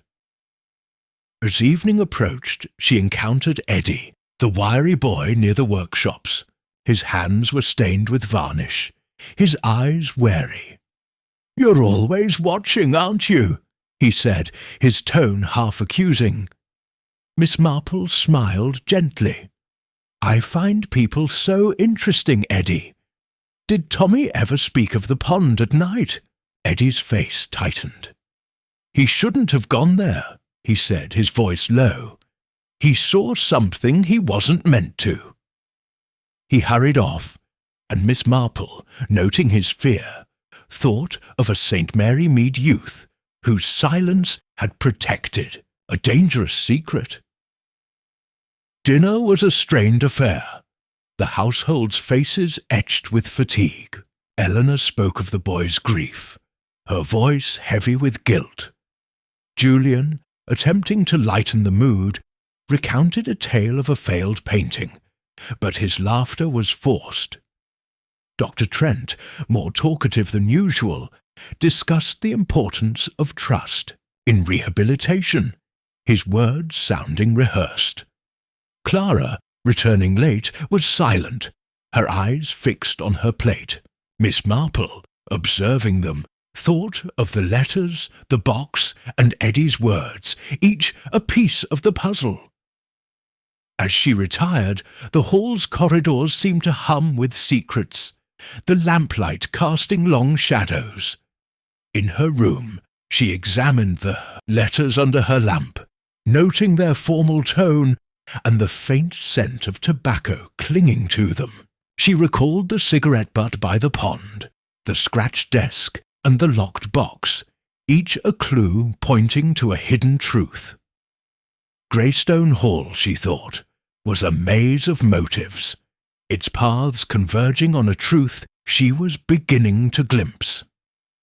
Her knitting needles resumed their rhythm, but her mind was alight, weaving a pattern of suspicion that grew clearer with each passing hour, yet still eluded the final revelation. Chapter 8. The Script of Secrets. The fifth morning at Greystone Hall dawned with a brittle clarity, the mist of previous days giving way to a sharp, cold light that illuminated the estate's Gothic spires and frost-covered lawns. Miss Jane Marple, awake as always before the household, stood at her window, her breath fogging the pane as she gazed at the distant pond, its surface glinting like a polished mirror. The lavender scarf, now complete and neatly folded on her bedside table, seemed a small triumph of order in a place where chaos reigned. In St. Mary Mead, she had often found that the days following tragedy were when people's true natures emerged, like shadows cast by a sudden sun, and she sensed that Greystone's secrets were beginning to stir, ready to break free. She chose a dove-grey dress, its understated elegance suited to the hall's sombre mood, and pinned her pearl brooch with care, its soft lustre a quiet nod to resilience. As she descended the staircase, the corridors were silent save for the faint creak of a floorboard under a servant's tread. The dining room, where breakfast was laid out, was a tableau of strained faces, the air heavy with the scent of coffee and unspoken suspicions. Lady Eleanor Winthrop sat at the table's head, her eyes shadowed by sleeplessness, her hands twisting a silver spoon. Miss Marple, taking her seat, offered a gentle smile. "A clear morning, Eleanor," she said softly. "Sometimes clarity reveals what the fog conceals." Eleanor's lips parted, as if to speak, but her eyes flickered with unease, and she merely nodded, her thoughts elsewhere. Julian Winthrop entered, his usual flair dimmed by an unshaven jaw and a sweater that seemed chosen for comfort rather than style. "Miss Marple," he said, his voice low as he reached for a scone. "This place feels like a stage with no script. 2 deaths, and the inspector sniffing about. It's enough to make one want to paint something grim." His attempt at humour was hollow, and Miss Marple noted the way his fingers fidgeted with the scone, crumbling it absently, a gesture reminiscent of a St. Mary Mead youth whose nervousness had betrayed a hidden debt. She wondered what Julian's unease concealed. Grief, perhaps, or a deeper complicity. Dr. Marcus Trent followed, his spectacles polished but his expression taut, as if the weight of the reformatory's troubles pressed harder each day. "The boys are restless," he said, addressing Eleanor. "I've planned a group discussion to channel their emotions. We must keep them grounded." His tone was earnest, but Miss Marple observed a faint tremor in his voice, a sign of strain she had seen in a St. Mary Mead curate caught in a web of lies. Clara Beaumont, entering with her clipboard, was a model of efficiency, her face pale, but her movements precise. "The police have returned the ledgers," she said curtly. "Everything's in order now." Her eyes avoided Miss Marple's, and the older woman, knitting quietly, sensed a guardedness beneath her composure, like a St. Mary Mead seamstress whose neat stitches had hidden a stolen brooch. Inspector Harrow's arrival disrupted the meal, his heavy footsteps echoing in the corridor. He gathered the household in the drawing-room, its heavy drapes casting long shadows across the polished floor. "We've found a new lead," he said, his moustache twitching. "A piece of paper, crumpled near the pond where Tommy Reed died. It's a note, in the boy's handwriting, with the words, 'He knows too much. We're analysing it further.'" He held up an evidence bag, the note's scrawled words visible through the plastic. Miss Marple, her needles pausing, noted the reactions. Eleanor's sharp gasp, Julian's forced shrug, Trent's tightened lips, and Clara's sudden stillness. The note, she thought, echoed Peter's whispered fears, and she recalled a St. Mary Mead case where a scribbled message had unmasked a blackmailer. The inspector turned to Clara first. "Miss Beaumont, you worked closely with Victor Lang on the accounts. Did he ever mention suspicions about anyone specific?" Clara's face tightened, her voice sharp. "He was vague, always asking for more details. I gave him everything he requested. Her defensiveness was palpable, and Miss Marple, knitting steadily, recalled a St. Mary Mead bookkeeper whose indignation had concealed a forged receipt. She wondered if Clara's precision masked a similar deception. Julian, questioned next, leaned back in his chair, his eyes half-lidded. "Victor was always nosing about," he said. "Asked me once if I'd seen odd payments in the books. Told him I don't bother with numbers. Art's my game." His casual tone was at odds with his restless fingers, and Miss Marple thought of a village artist whose flippancy had hidden a gambling habit. Dr. Trent, his voice measured, claimed to have been in his office during Tommy's death, reviewing case notes. "I didn't see him that afternoon," he said, his eyes flickering. Miss Marple, noting the evasion, recalled a St. Mary Mead doctor whose alibis had crumbled under scrutiny. After the questioning, Miss Marple took a turn about the hall, her shawl drawn against the chill. She paused outside the ballroom, where the stage props were being dismantled, the remnants of the shadowed veil, a reminder of the night's chaos. Among the props, she noticed a tattered script, its pages marked with annotations in a hurried hand. Flipping through it, she found a passage circled in red ink, a line about a traitor who hides in plain sight.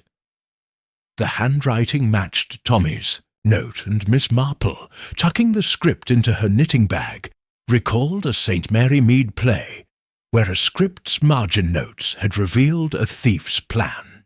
She wondered if Tommy had used the play to hint at a truth he dared not speak aloud. Her walk led her to the gardens, where the pond lay still under the cold light. She examined the spot where Tommy had died, noting a faint indentation in the mud, as if something heavy had been dropped and retrieved. Nearby, she found a small metal clasp, its design intricate, possibly from a belt or satchel. It matched the button she had found earlier, suggesting a connection to the same person. She recalled a St. Mary Mead case where a lost clasp had identified a poacher, and slipped it into her pocket, her mind racing with possibilities.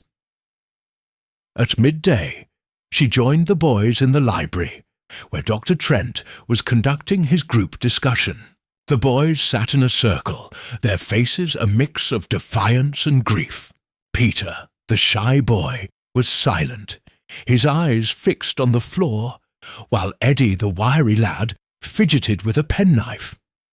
Miss Marple, sitting unobtrusively, commented on the library's fine collection.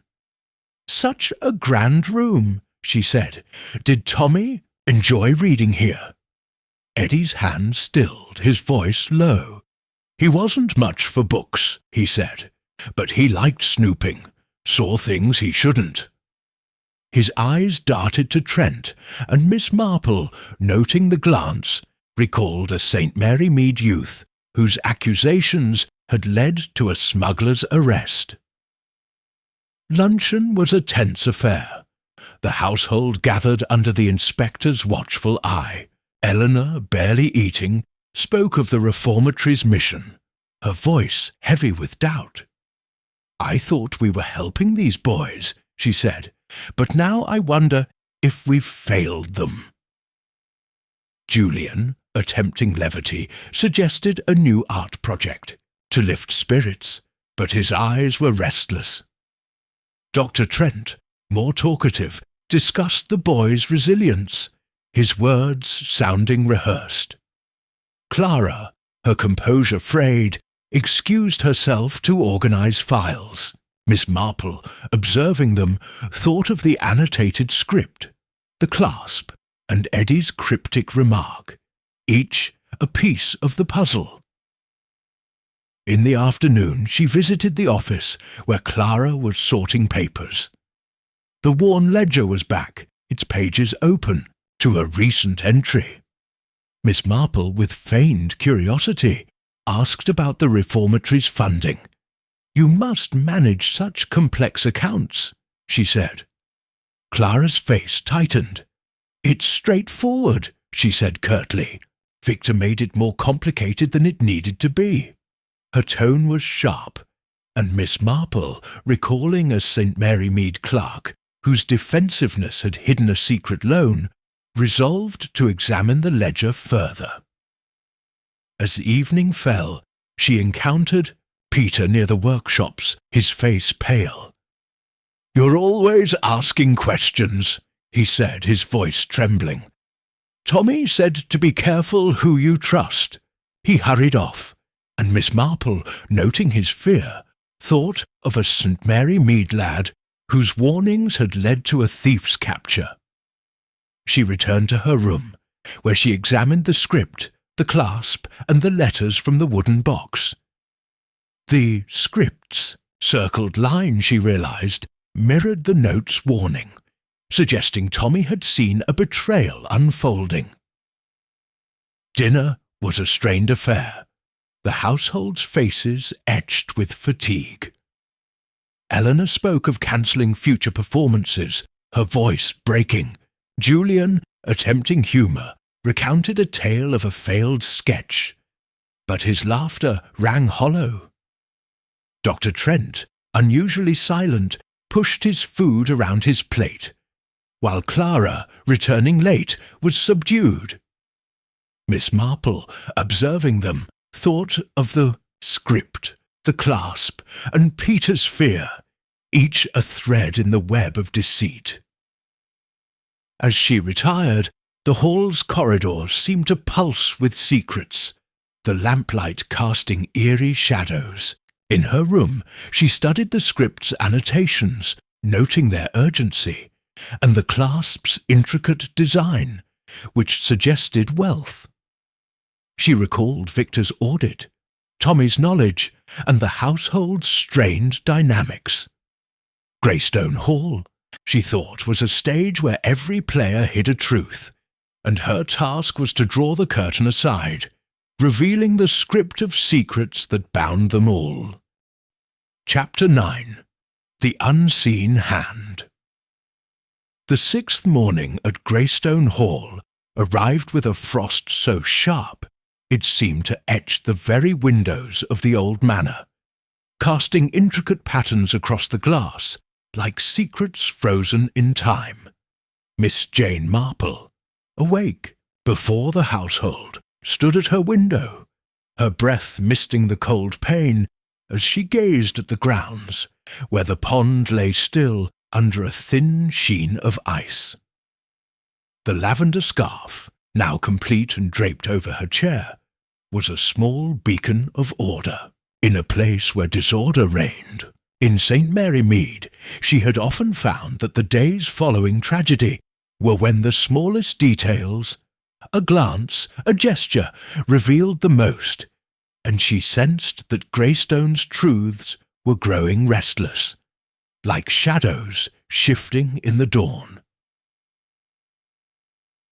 She chose a sombre brown dress, its simplicity fitting the hall's mournful air, and pinned her cameo brooch with care, its delicate profile a reminder of steadfastness. As she descended the staircase, the corridors were quiet, save for the faint rustle of a maid's apron as she swept the hall. The dining room, where breakfast awaited, was a scene of strained silence, the air heavy with the scent of toast and unspoken dread. Lady Eleanor Winthrop sat at the table's head, her face pale beneath a layer of powder, her fingers tracing the rim of a teacup.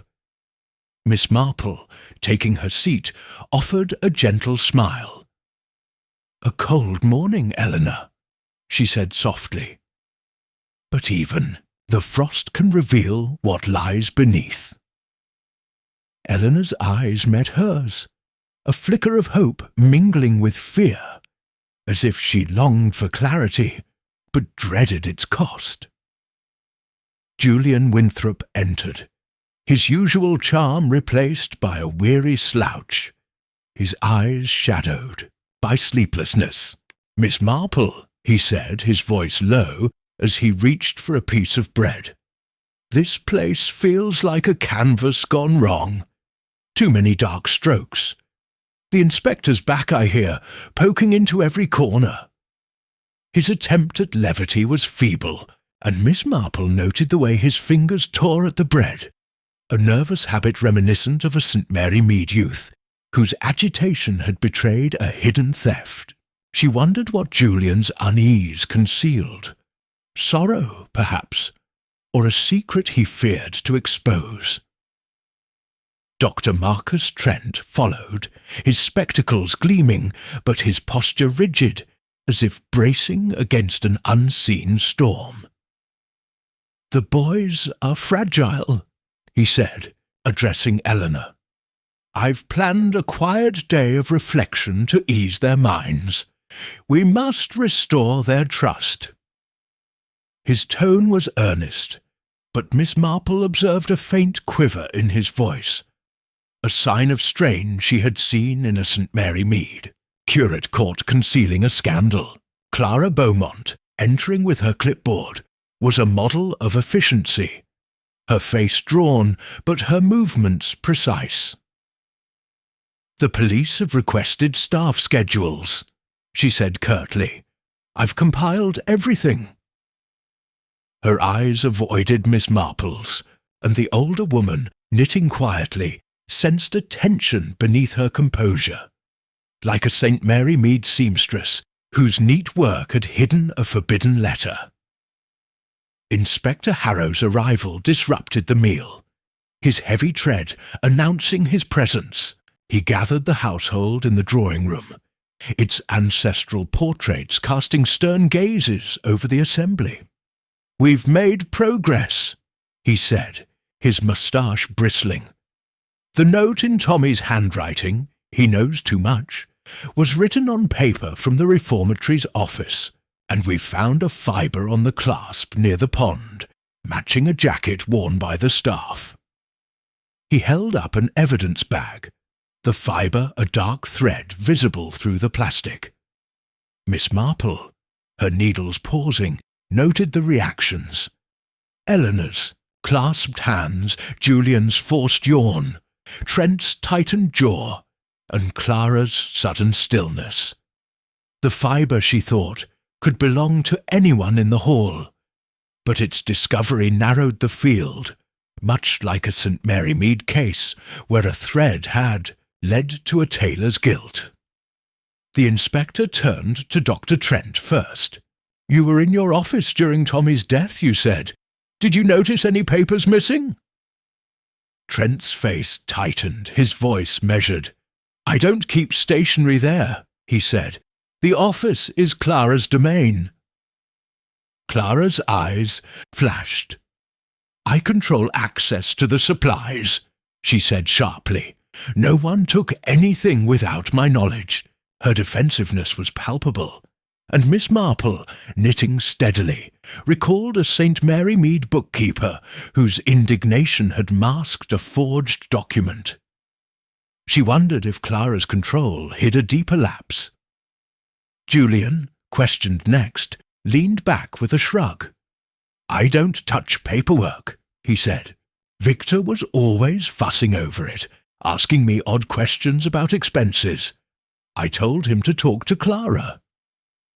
His casual tone was at odds with his restless fingers, and Miss Marple thought of a village artist whose flippancy had concealed a debt. Eleanor, her voice trembling, admitted to noticing Tommy's agitation before his death. "He was moody," she said. "I thought it was the play, but now I wonder—" Her words trailed off, and Miss Marple, noting her hesitation, recalled a St. Mary Mead widow whose vague fears had led to a neighbour's exposure. After the questioning, Miss Marple took a turn about the hall, her shawl drawn against the chill. She paused outside the rehearsal room, where the boys were sorting props under Clara's supervision. Among the scattered items, she noticed a small notebook, its cover worn, tucked beneath a pile of costumes. Flipping through it, she found pages filled with Tommy's handwriting, sketches of the pond, cryptic notes about night meetings, and a single name, Trent. The notebook, she thought, was a diary of sorts, much like one in St. Mary Mead that had revealed a servant's secrets. She slipped it into her knitting bag, resolved to study it further. Her walk led her to the edge of the grounds, where a narrow path wound toward a disused gardener's shed. The door was ajar, and inside she found a coil of rope, its fibres matching the chandelier's severed cords. A faint scent of oil lingered, suggesting recent use, and Miss Marple, recalling a St. Mary Mead case where a rope had betrayed a saboteur, noted the discovery. The shed's floor bore scuff marks, as if something heavy had been moved, and she wondered if it connected to the indentation near the pond. At midday, she joined the boys in the library, where they were reading under Dr. Trent's guidance. Peter, the shy boy, was hunched over a book, his eyes distant. Miss Marple, approaching with her grandmotherly air, commented on his choice, a volume of poetry. "Such a thoughtful selection, Peter," she said. "Did Tommy enjoy poetry too?" Peter's hands trembled, his voice low. "He didn't read much," he said, "but he watched people. Said Dr. Trent was different at night." His words were hesitant, and Miss Marple, noting his fear, recalled a St. Mary Mead lad, whose whispers had led to a thief's capture. She resolved to observe Trent more closely. Luncheon was a tense affair. The household gathered under the inspector's watchful eye. Eleanor, barely touching her soup, spoke of the reformatory's legacy. "I wanted to help these boys," she said, her voice breaking, "but now I fear I've brought them harm." Julian, attempting levity, suggested a memorial garden, but his eyes were restless. Dr. Trent, more talkative, discussed the boys' resilience, his words sounding rehearsed. Clara, her composure frayed, excused herself to check on supplies. Miss Marple, observing them, thought of the notebook, the rope, and Peter's cryptic remark, each a piece of the puzzle. In the afternoon she visited the office, where Clara was sorting files. The worn ledger was open, its pages revealing a series of payments labelled miscellaneous, their amounts unusually high. Miss Marple, with feigned curiosity, asked about the reformatory's donors. "Such generous support," she said. Clara's face tightened. "Victor handled most of that," she said curtly. "I just recorded the transactions."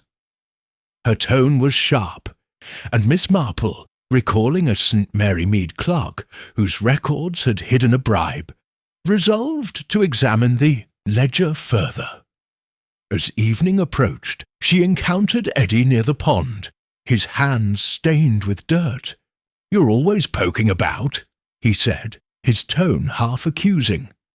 "Tommy said to watch out for nosy types." Miss Marple smiled gently. "I only seek to understand, Eddie.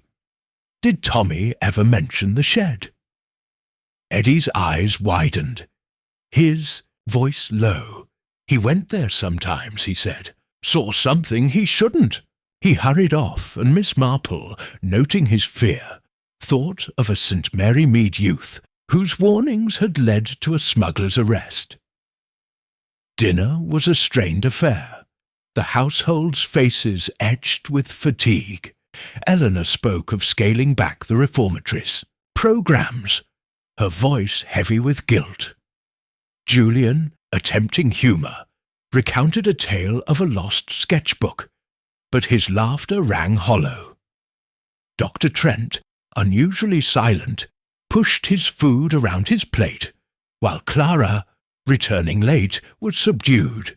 Miss Marple, observing them, thought of the notebook, the rope, and Eddie's words, each a thread in the web of deceit. As she retired, the hall's corridors seemed to hum with secrets, the lamplight casting eerie shadows. In her room, she studied the notebook, noting Tommy's sketches and the mention of Trent. The rope, she realized, linked the chandelier to the shed, suggesting premeditation. She recalled Victor's audit, Tommy's observations, and the household's strained dynamics.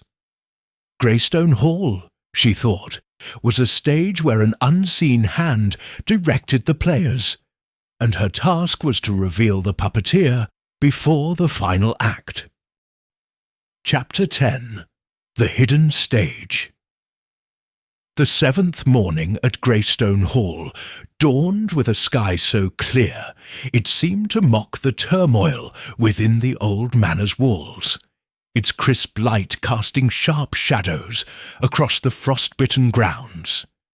Miss Jane Marple, awake as always before the household, stood at her window, her breath misting the cold glass as she gazed at the pond, its icy surface reflecting the pale sun like a mirror of secrets. The lavender scarf, now complete and folded neatly on her bedside table, was a small emblem of order in a place where chaos held sway. In St. Mary Mead, she had often found that the days following tragedy were when the smallest gestures, a glance, a hesitation, revealed the most, and she sensed that Greystone's truths were drawing closer, like actors awaiting their cue. She chose a muted green dress, its simplicity fitting the hall's sombre mood, and pinned her pearl brooch with care, its soft glow a quiet nod to perseverance. As she descended the staircase, the corridors were hushed, save for the faint rustle of a maid's broom in a distant hall. The dining room, where breakfast awaited, was a tableau of strained faces, the air thick with the scent of porridge and unspoken fears. Lady Eleanor Winthrop sat at the table's head, her face pale beneath a thin veil of powder, her hands clutching a teaspoon as if it anchored her to reality.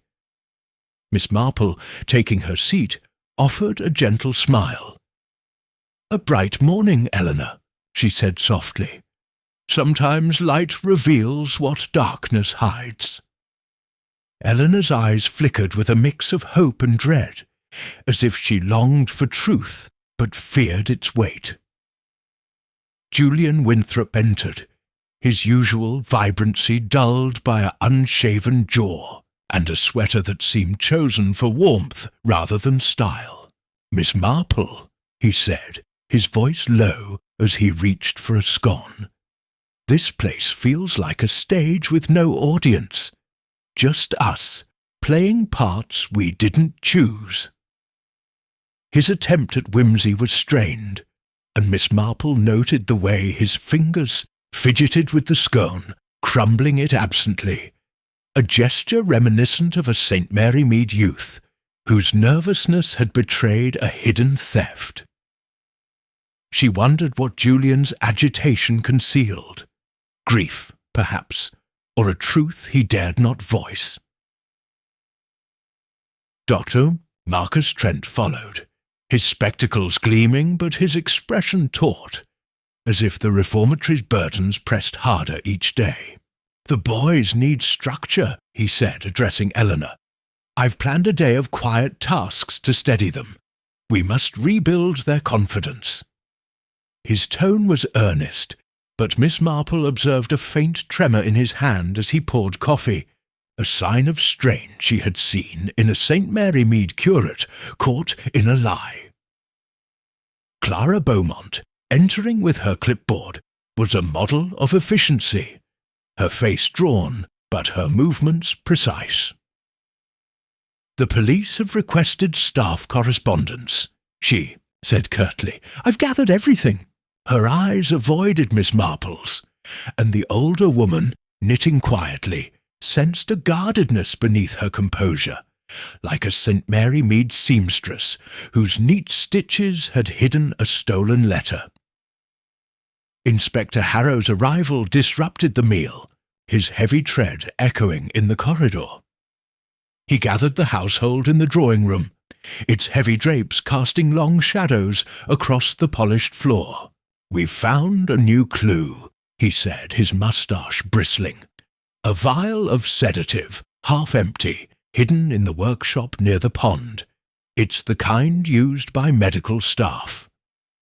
He held up an evidence bag, the small glass vial glinting in the eye light. Miss Marple, her needles pausing, noted the reactions. Eleanor's sharp gasp, Julian's forced shrug, Trent's tightened jaw, and Clara's sudden stillness. The vial, she thought, suggested intent, much like a St. Mary Mead case, where a misplaced bottle had revealed a poisoner's hand. The inspector turned to Dr. Trent first. "You have access to sedatives, Doctor. Can you account for this vial?" Trent's face paled, his voice measured. "I keep all medications locked in my office," he said. "Someone must have taken it." His eyes flickered to Clara, and Miss Marple, noting the glance, recalled a St. Mary Mead doctor whose denials had masked a lapse in security. Clara, questioned next, was adamant. "I don't handle medical supplies," she said sharply. "My work is with papers, not potions." Her defensiveness was palpable, and Miss Marple, knitting steadily, thought of a St. Mary Mead bookkeeper, whose indignation had concealed a forged receipt. Julian, leaning back with a casual air, claimed ignorance. "I wouldn't know a sedative from a sugar pill," he said. "Victor was always fussing over details. Maybe he crossed someone with access to that stuff." His tone was light, but his fingers drummed the armrest, and Miss Marple recalled a village artist whose flippancy had hidden a debt. Eleanor, her voice trembling, admitted to noticing Tommy's lethargy before his death. "I thought he was tired," she said, "but now I wonder if he was drugged." Her words hung in the air, and Miss Marple, noting her hesitation, recalled a St. Mary Mead widow whose vague fears had led to a neighbour's exposure. After the questioning, Miss Marple took a turn about the hall, her shawl drawn against the chill. She paused outside Dr. Trent's office, where the door was slightly ajar. Peering inside, she saw a cabinet, its lock gleaming but its hinges loose, as if recently forced. A faint scent of antiseptic lingered, suggesting recent activity, and Miss Marple, recalling a St. Mary Mead case where a tampered lock had revealed stolen goods, noted the discovery. She slipped away before being seen, her mind turning to the vial and its implications. Her walk led her to the library, where the boys were sorting books under a teacher's supervision. Peter, the shy boy, was stacking volumes, his hands trembling. Miss Marple, approaching with her grandmotherly air, commented on his diligence. "Such careful work, Peter," she said. "Did Tommy ever help here?" Peter's eyes darted away, his voice low. "He didn't like books," he said, "but he watched Dr. Trent, said he was sneaky." His words were hesitant, and Miss Marple, noting his fear, recalled a St. Mary Mead lad whose whispers had led to a thief's capture. She resolved to observe Trent more closely. At midday, she visited the ballroom, where the stage props were being cleared. Among them, she found a small leather pouch, its stitching frayed, hidden beneath a folded curtain. Inside was a single cigarette, its brand matching the foreign butt she had found near the pond. The pouch bore no initials, but its worn leather suggested frequent use. Miss Marple, tucking it into her knitting bag, recalled a St. Mary Mead case, where a cigarette case had identified a smuggler, and wondered if the pouch belonged to someone in the hall. Luncheon was a tense affair. The household gathered under the inspector's watchful eye. Eleanor, barely touching her soup, spoke of the reformatory's future. "I wanted to save these boys," she said, her voice breaking. "But now I fear I've endangered them." Julian, attempting levity, suggested a new art class, but his eyes were restless. Dr. Trent, more talkative, discussed the boys' resilience, his words sounding rehearsed. Clara, her composure frayed, excused herself to organize files. Miss Marple, observing them, thought of the vial, the pouch, and Peter's cryptic remark, each a piece of the puzzle. In the afternoon she visited the office, where Clara was sorting correspondence. A letter, half hidden under a stack, caught Miss Marple's eye. Its envelope addressed to Victor in a formal hand, postmarked from a nearby town. She asked with feigned curiosity about the reformatory's mail. "You must handle so much correspondence," she said. Clara's face tightened. "It's routine," she said curtly. "Victor received many letters." Her tone was sharp, and Miss Marple, recalling a St. Mary Mead clerk whose letters had hidden a bribe, resolved to examine the envelope later. As evening approached, she encountered Eddie near the workshops, his hands stained with paint. "You're always around," he said, his tone half accusing. "Tommy said to watch out for people asking questions." Miss Marple smiled gently. "I only seek to understand, Eddie. Did Tommy ever mention Dr. Trent's office?" Eddie's eyes widened, his voice low. "He saw something there, said. Didn't say what, but it scared him." He hurried off, and Miss Marple, noting his fear, thought of a St. Mary Mead youth whose warnings had led to a smuggler's arrest. Dinner was a strained affair, the household's faces etched with fatigue. Eleanor spoke of scaling back the reformatory's programs, her voice heavy with guilt. Julian, attempting humour, recounted a tale of a lost canvas, but his laughter rang hollow. Dr. Trent, unusually silent, pushed his food around his plate, while Clara, returning late, was subdued. Miss Marple, observing them, thought of the pouch, the letter, and Eddie's words, each a thread in the web of deceit.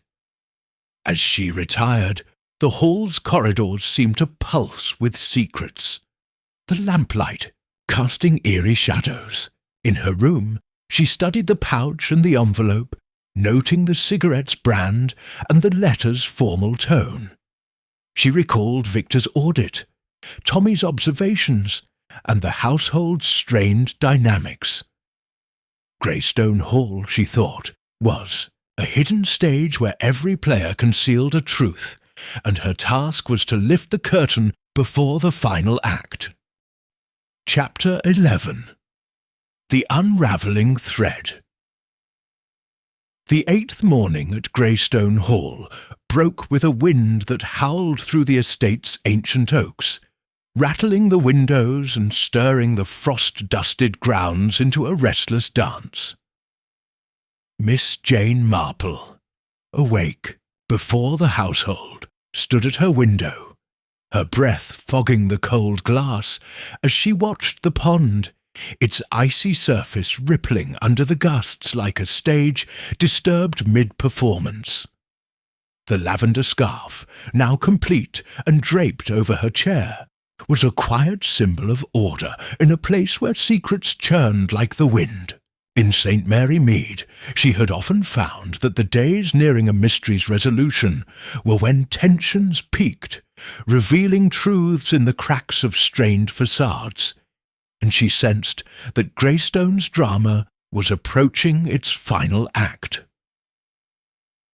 She chose a sober navy dress, its simplicity fitting the hall's mournful air, and pinned her cameo brooch with care, its delicate profile a reminder of steadfast clarity. As she descended the staircase, the corridors were silent save for the faint creak of a distant shutter loosened by the wind. The dining room, where breakfast awaited, was a tableau of weary faces, the air thick with the scent of burnt toast and unspoken accusations.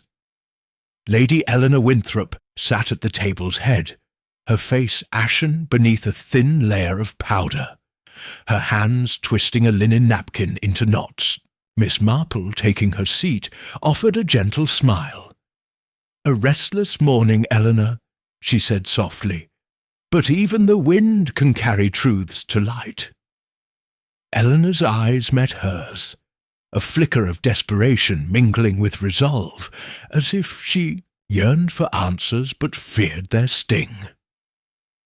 Julian Winthrop entered, his usual charm eclipsed by a haggard look, his eyes shadowed by sleeplessness. "Miss Marple," he said, his voice low, as he reached for a slice of bread. "This place feels like a canvas torn apart. Too many jagged edges. The inspector's back, I hear, digging deeper." His attempt at nonchalance was brittle, and Miss Marple noted the way his fingers shredded the bread, a nervous gesture reminiscent of a St. Mary Mead youth whose agitation had betrayed a hidden theft. She wondered what Julian's unease concealed. Regret, perhaps, or a truth he could no longer suppress. Dr. Marcus Trent followed, his spectacles gleaming, but his posture stiff, as if bracing against an unseen tide. "The boys are on edge," he said, addressing Eleanor. "I've planned a day of quiet reflection to calm them. We must restore their faith." His tone was earnest, but Miss Marple observed a faint tremor in his voice, a sign of strain she had seen in a St. Mary Mead curate caught concealing a scandal. Clara Beaumont, entering with her clipboard, was a model of efficiency, her face pale but her movements precise. "The police have requested our visitor logs," she said curtly. "I've prepared everything." Her eyes avoided Miss Marple's, and the older woman, knitting quietly, sensed a guardedness beneath her composure, like a St. Mary Mead seamstress whose neat stitches had hidden a stolen keepsake. Inspector Harrow's arrival disrupted the meal, his heavy tread echoing in the corridor. He gathered the household in the drawing-room, its ancestral portraits casting stern gazes over the assembly. "We've found a new lead," he said, his moustache bristling. "A pocket watch, engraved with initials, found near the gardener's shed. It's old, valuable, and not Tommy's." He held up an evidence bag, the watch's silver case glinting through the plastic. Miss Marple, her needles pausing, noted the reactions. Eleanor's sharp intake of breath, Julian's forced yawn, Trent's tightened grip on his pen, and Clara's sudden stillness. The watch, she thought, suggested a connection to wealth or status, much like a St. Mary Mead case where a lost timepiece had unmasked a thief. The inspector turned to Julian first. "You spend time in the workshops, Mr. Winthrop. Ever seen a watch like this?"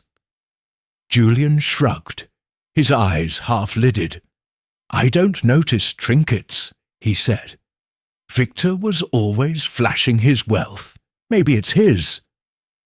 His casual tone was at odds with his restless fingers, and Miss Marple recalled a village artist whose flippancy had concealed a debt. Dr. Trent, questioned next, was adamant. "I don't wear a watch," he said, his voice measured. "My work keeps me too busy for such things."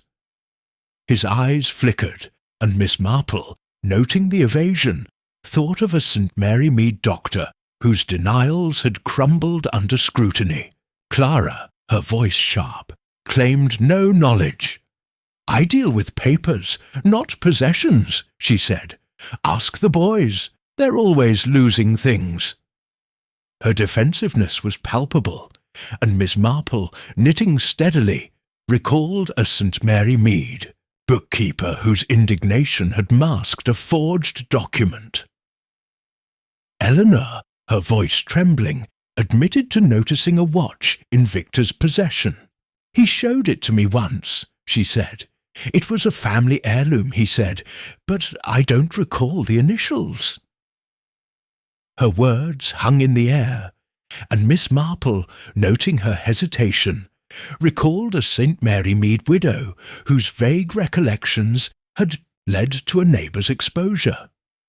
She wondered if the watch was Victor's, or if its presence near the shed pointed to another. After the questioning, Miss Marple took a turn about the hall, her shawl drawn against the biting wind. She paused outside the gardener's shed, where the pocket watch had been found. The door was locked, but a faint scratch on the latch suggested recent tampering. Peering through a cracked window, she saw a pile of sacks, one slightly askew, as if something had been hidden beneath. She recalled a St. Mary Mead case, where a tampered shed had revealed stolen goods, and resolved to return with the brass key from her knitting bag, suspecting it might fit the lock. Her walk led her to the library, where the boys were sorting books under a teacher's supervision. Peter, the shy boy, was stacking volumes, his hands trembling. Miss Marple, approaching with her grandmotherly air, commented on his diligence. "Such careful work, Peter," she said. "Did Tommy ever spend time in the shed?" Peter's eyes widened, his voice low. "He went there once," he said. "Said he saw something odd, someone leaving at night." His words were hesitant, and Miss Marple, noting his fear, recalled a St. Mary Mead lad, whose whispers had led to a smuggler's arrest. She resolved to probe further later. At midday, she visited the ballroom, where the stage props were nearly cleared. Among the remnants, she found a small metal tin, its lid dented, hidden beneath a folded backdrop. Inside was a single matchstick, its tip charred, and a scrap of cloth, dark and frayed, matching the fibre found near the pond. The tin bore no markings, but its contents suggested use in the dark, perhaps near the shed. Miss Marple, tucking it into her knitting bag, recalled a St. Mary Mead case where a matchbox had identified a poacher, and wondered if the tin belonged to someone in the hall. Luncheon was a tense affair. The household gathered under the inspector's watchful eye. Eleanor, barely touching her soup, spoke of the reformatory's legacy. "I wanted to give these boys a future," she said, her voice breaking, "but now I fear I've failed them." Julian, attempting levity, suggested a new mural for the hall, but his eyes were restless. Dr. Trent, more talkative, discussed the boys' resilience, his words sounding rehearsed. Clara, her composure frayed, excused herself to organize correspondence. Miss Marple, observing them, thought of the watch, the tin, and Peter's cryptic remark, each a piece of the puzzle. In the afternoon she visited the office, where Clara was sorting letters. A single envelope, half hidden under a stack, caught Miss Marple's eye, its seal broken, its address in a formal hand. She asked with feigned curiosity about the reformatory's visitors. "You must see so many people come and go," she said. Clara's face tightened. "Only those approved," she said curtly. "Victor vetted everyone." Her tone was sharp, and Miss Marple, recalling a St. Mary Mead clerk whose letters had hidden a bribe, resolved to examine the envelope later. Evening approached. She encountered Eddie near the workshops, his hands stained with varnish. "You're always sniffing around," he said, his tone half accusing. "Tommy said to watch out for people like you." Miss Marple smiled gently. "I only seek to understand, Eddie. Did Tommy ever mention a watch?" Eddie's eyes narrowed, his voice low. "He saw one once," he said it was fancy, not his." He hurried off, and Miss Marple, noting his fear, thought of a St. Mary Mead youth whose warnings had led to a thief's capture. Dinner was a strained affair, the household's faces etched with fatigue. Eleanor spoke of scaling back the reformatories, programs, her voice heavy with guilt. Julian, attempting humour, recounted a tale of a lost sketch, but his laughter rang hollow. Dr. Trent, unusually silent, pushed his food around his plate, while Clara, returning late, was subdued. Miss Marple, observing them, thought of the watch, the tin, and Eddie's words, each a thread in the web of deceit. As she retired, the hall's corridors seemed to hum with secrets, the wind howling outside like a chorus of unseen voices. In her room, she studied the tin and the envelope, noting the cloth's match to the pond's fibre and the envelope's formal script. She recalled Victor's audit, Tommy's observations, and the household's strained dynamics.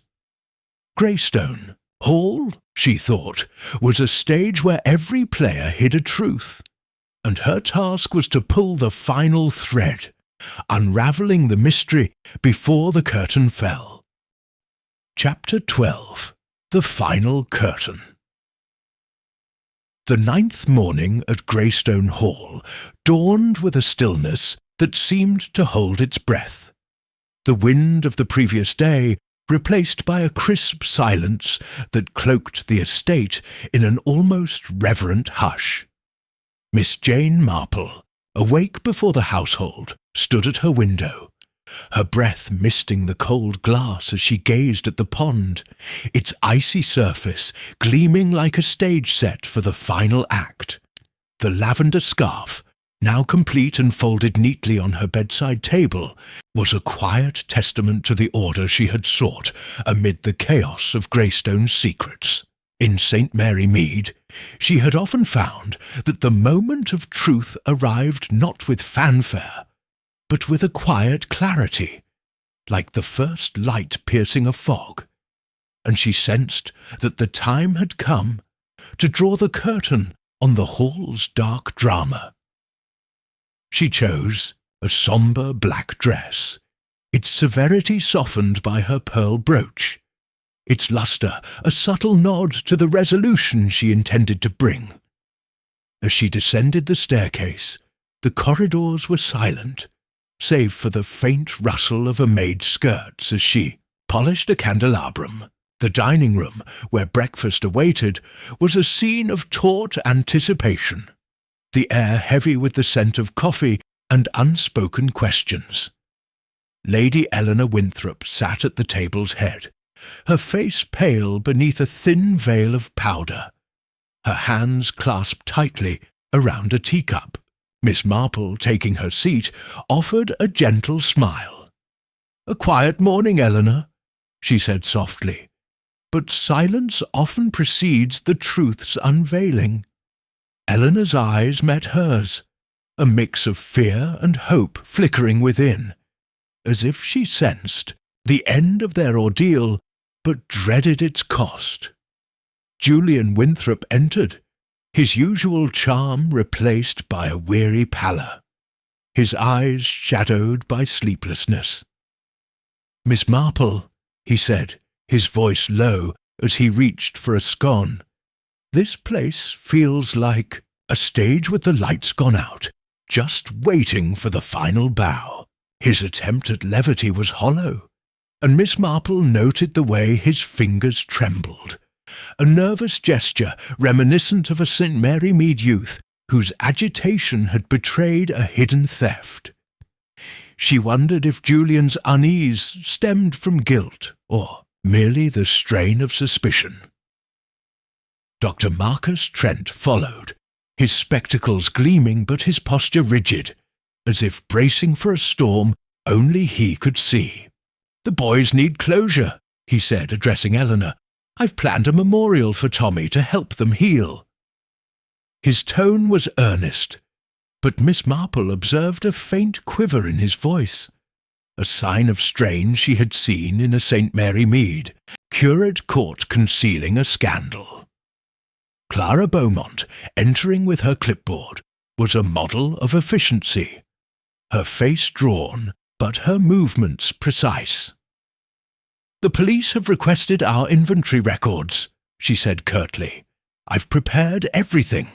Her eyes avoided Miss Marple's, and the older woman, knitting quietly, sensed a guardedness beneath her composure, like a St. Mary Mead seamstress whose neat stitches had hidden a stolen letter. Inspector Harrow's arrival disrupted the meal, his heavy tread echoing in the corridor. He gathered the household in the drawing-room, its ancestral portraits casting stern gazes over the assembly. "We're close to an answer," he said, his moustache bristling. "We've found a new clue, a sealed letter hidden in the gardener's shed, addressed to Victor Lang. It warns of consequences if he continued his audit." He held up an evidence bag, the letter's wax seal visible through the plastic. Miss Marple, her needles pausing, noted the reactions. Eleanor's sharp gasp, Julian's forced shrug, Trent's tightened grip on his pen, and Clara's sudden stillness. The letter, she thought, echoed the warnings in Tommy's notebook, and she recalled a St. Mary Mead case where a hidden letter had unmasked a blackmailer. Miss Marple, sensing the moment was ripe, requested a private word with Inspector Harrow and Eleanor after the meeting. They convened in the library, its air still heavy with the memory of Victor's death. She sat, her knitting bag at her side, and began, her voice gentle but firm. "Inspector Eleanor, I believe I have pieced together the truth of these tragic events. Greystone Hall has been a stage, its players bound by secrets, but the script is now clear." She began with Victor Lang's murder. Victor was killed because he uncovered a scheme to siphon funds from the reformatory, she said. His audit revealed payments to a fictitious consultant, recorded in a hidden ledger. The killer staged the chandelier's fall during the play to create chaos, ensuring Victor's death in the library went unnoticed until it was done. She paused, her eyes scanning their faces. The footprint by the window was a ruse, made with mud from the pond to suggest an outsider, but the window was forced from within. Turning to Tommy's death, she continued. Tommy Reed was a witness, though he didn't fully understand what he saw. His notes about night meetings and Dr. Trent's name suggest he observed something incriminating near the pond or shed. He was silenced with a sedative, stolen from Dr. Trent's office, and drowned, the bruise on his temple indicating a struggle. She produced the brass key, the metal clasp, and the sealed letter from her knitting bag. These clues, along with the rope in the shed and the cigarette pouch, point to a single hand.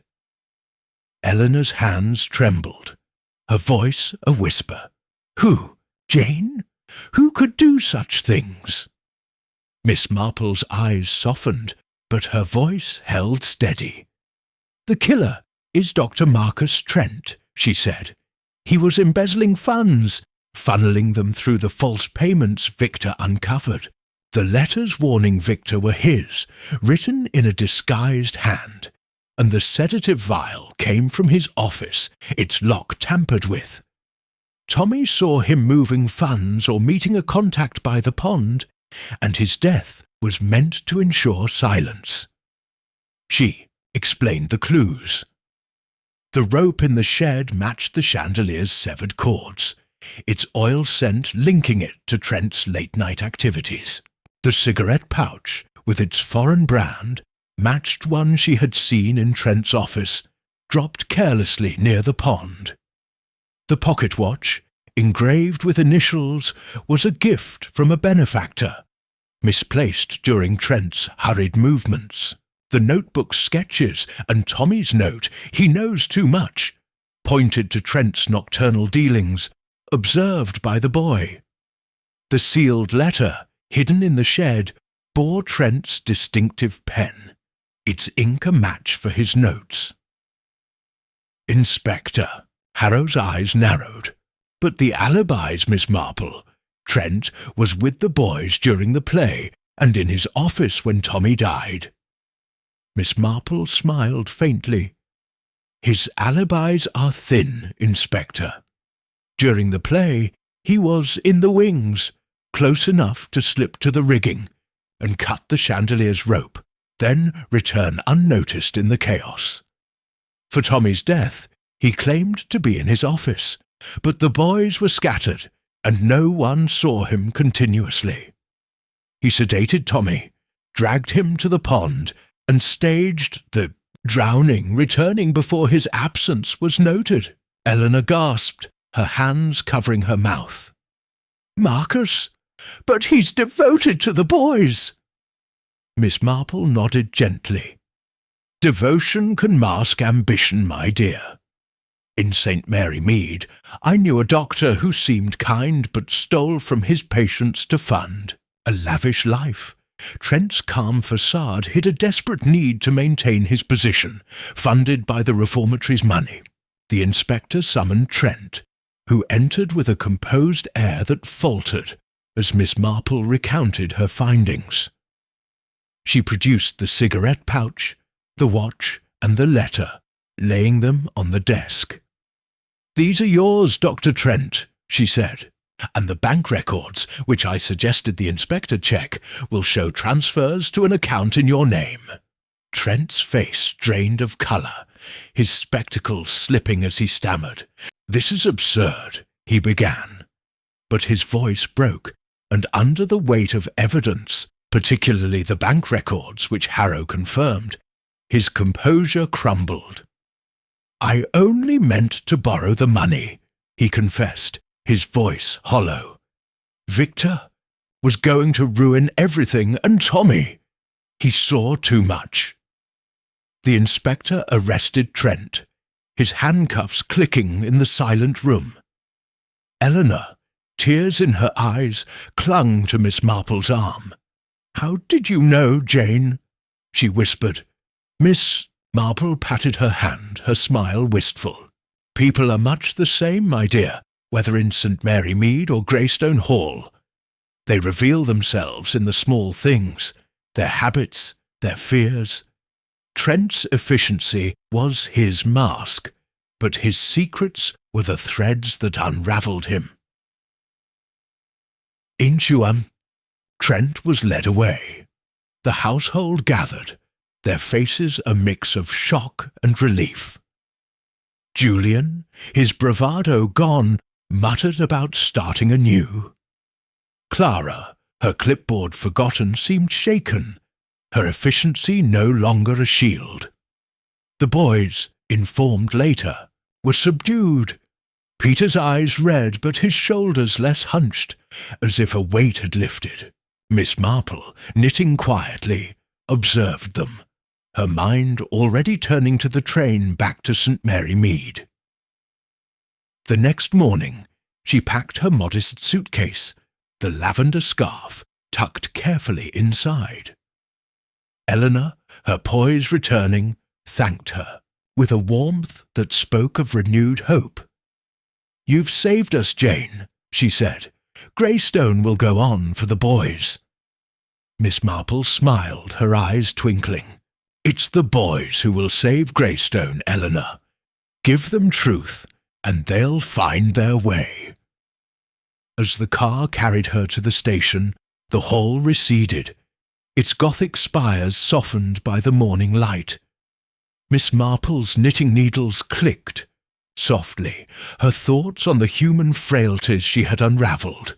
Greed, fear, and the masks people wore. Greystone Hall, she mused, had been a stage where mirrors reflected lies. But her quiet observation had brought the truth to light, as it always did in the end. As Miss Marple boarded the train back to St. Mary Mead, Eleanor thanked her, vowing to restore Greystone's mission. Jane smiled, her needles clicking, already pondering the human frailties she'd unravelled, so like those in her little village.